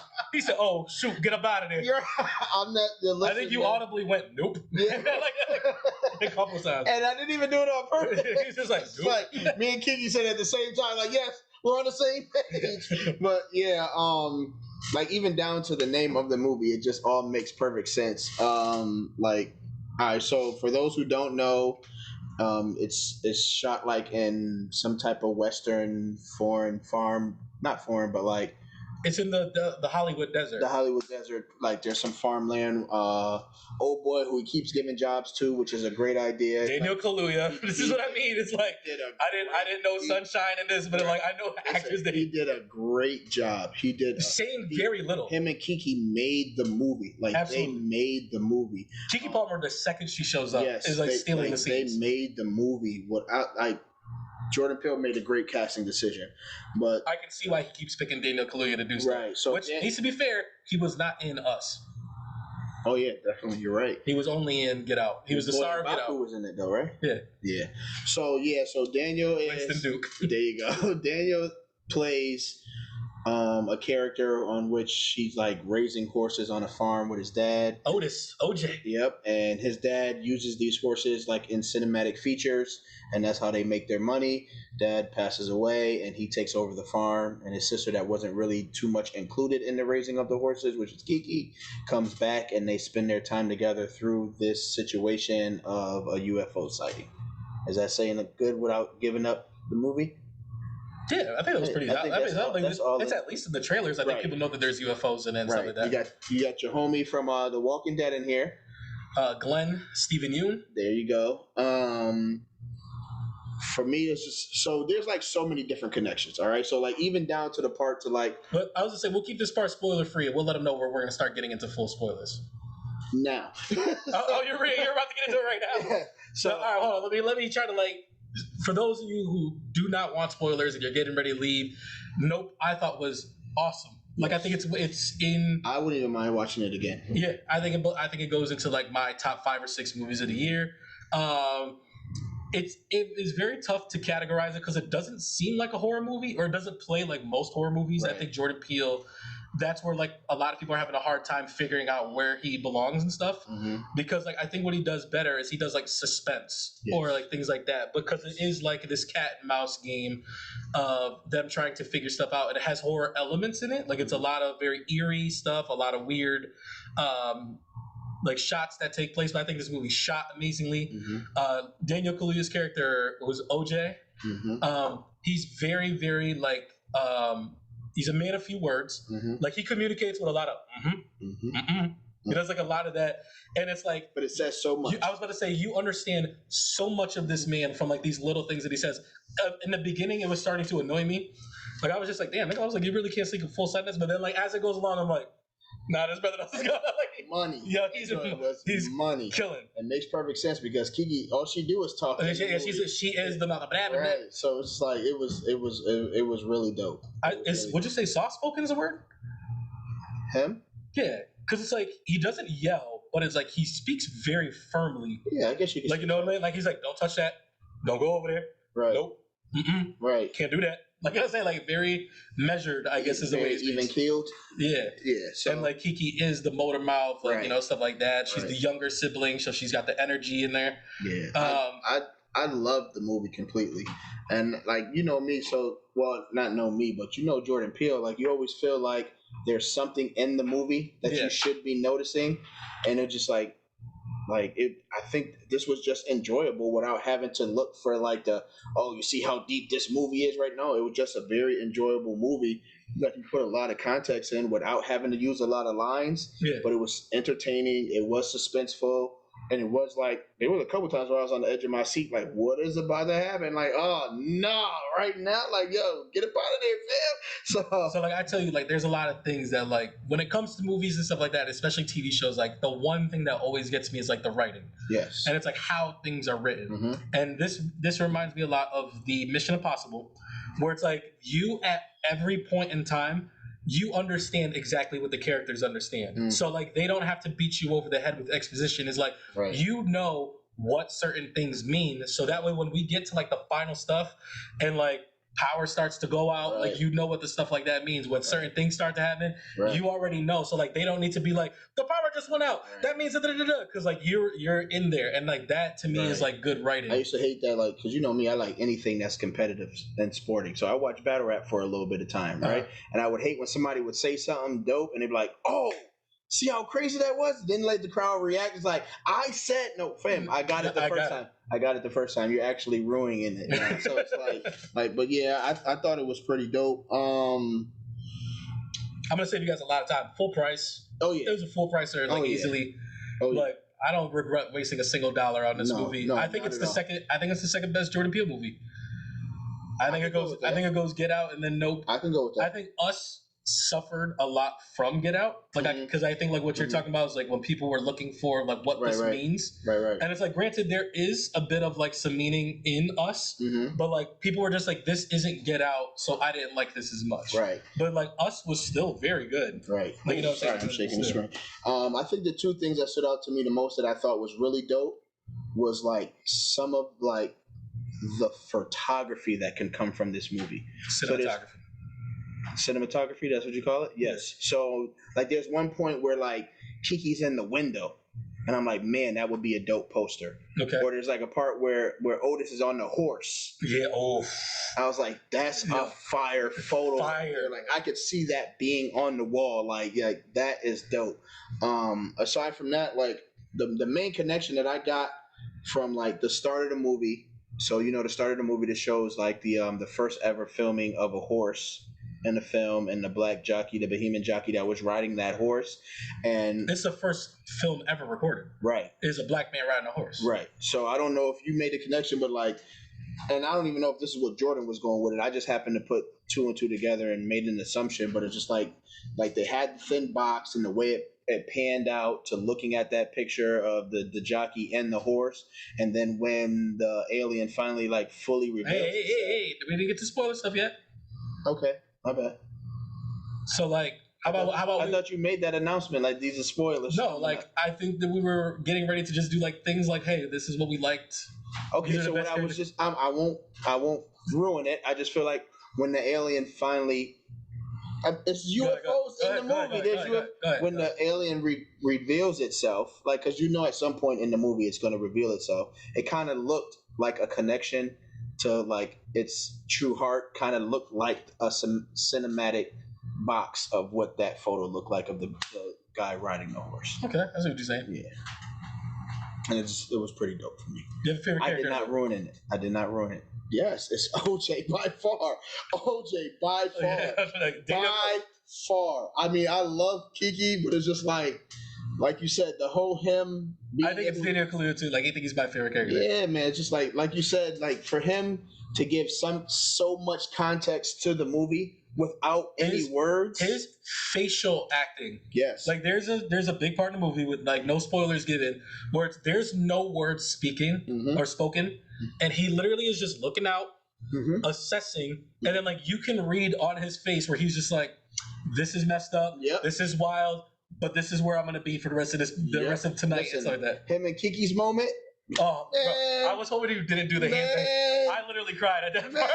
I was like, that tear came out. I was like, oh. Listen, I was just like, yo, this brother, man. Listen. I'm definitely going to go see this movie again with my wife. You should take it. I don't know when I'm going to see it again, but I think I am going to go see it again. I got nothing going on this afternoon. I see you about to post this video. I know that's what's about to happen this afternoon. I could do that on the road.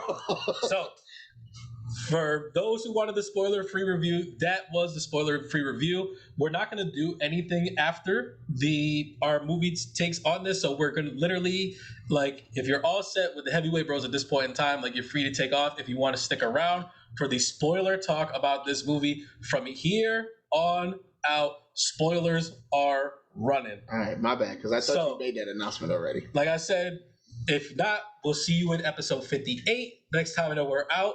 So we are going to start talking about spoilers in 3, 2, 1, go. So this what happened. Nah, best scene in the whole movie though is like when he has the horse and the alien comes around and it's the shot of like him and you just see how big this thing is. And he looks there, he just does like something like that because like, and then he just like looks over at her and he gives it a. And I was like, fuck. I was like, damn, bro. Yeah. And I like the way they both kept like defending each other as brother and sister and showing their love. Like, no, he can't be the one. No, she can't be the one. So they kept looking at it. So he had to keep diverting his attention between the two who are on two different sides of them. Yeah, because one of them was going to get away. Right. I don't know how they got that plan together in one night, but that joint was epic. Oh, was it just one night? Yes. Because I feel like they spent a couple nights at the Angel's house. Nah, this is when they was all together with the film director. Yeah, that was all in one night, fam. Yeah, but like they spent the night at Angel's house, and then they got back to the farm where the dude was there. He's like, "I told you he's gonna show up with a motherfucking electric kill." Yeah, that was pretty dope. Yo, the regurgitation on the house scene. Oh, that was a wild scene. That was a wild scene. It was almost like the alien was sending a message like, I know you in there. I'm gonna get you. Just to let you know what's ahead of you. Here's everything that I've been dealing with. It's like, here you go. Here you go. This was at the fair, fam. Yeah, like, oh man, because like, so like, there's a lot of scenes in this movie. Like, one of the creepiest scenes is like when he's looking around. So like the movie breaks itself into parts, like talking about like each individual like horse or like random characters, and like they do a great job of like when it first happens, like you kind of like you're like Ghost, I don't know Ghost, so now you're introducing Ghost to me, Right. And then like the other horses and so on. But then once it gets to Gordy, you're like, I've been wondering about this Gordy thing, Right. And it's like now like the names start coming up and you start being like, ooh. I'm still wondering about the Gordy thing. I sent you a thing not too long ago where it's like apparently it was a real TV show and a real incident that happened. Really? That he brought up. Yeah, like that was a real thing. Like I didn't know that. I thought that was like a real filming that he did for the movie that he didn't put in or something like that. No, it was from like a 1970s show or something like that, or Really? 1980s show. So what's the explanation of the shoe being like that? Like the shoe's just sitting upright, like. I don't think there was supposed to be a thing. Like at first, I was wondering if it was like kind of like the alien, Right. That's what I thought too. Thing or whatever. But like I think it just came. So like the movie deals with like a lot of stuff, right? Mm-hmm. But like one of these things too is like, you know, everybody's just like, oh, if that's the case, we'll just keep feeding this thing horses, Right. But it's just like they're just like, no. Which like, was crazy when homie was like, yo, I plan on coming to buy my horses back. And then he was this brother was sacrificing his horses. Which he was tripping. Yeah, he was tripping. But I was like, damn, what was I getting ready to say? But it's like also like they're like, no, we're not gonna just give them these horses because like these horses mean something to us. Like just they're not just dumb animals that like, you know, like we're like there for whatever we decide to do with them. And I think like Gordy also represents like that as well. Is like we're dressing up like this wild animal to be a part in this thing, but like we're not taking into account like these are wild animals. And it's like if they snap, like these are like things that happen. And then like when, you know, Daniel Kaluuya reveals that like it's not a UFO, like the thing is like actually alive, and it's like how you have to treat it, and like, you know, like you don't look at him in the eye, and it's like, you know, you have to have like some sort of respect to even begin to communicate with something like that. It's like that's how he communicates with the horses. That's how you break the horse. Yeah, and it's like, you know, the Gordy thing is like it was an unfortunate thing that happened, but it's just like, you know, like he did a real terrible thing, but then like in Gordy's last couple moments, like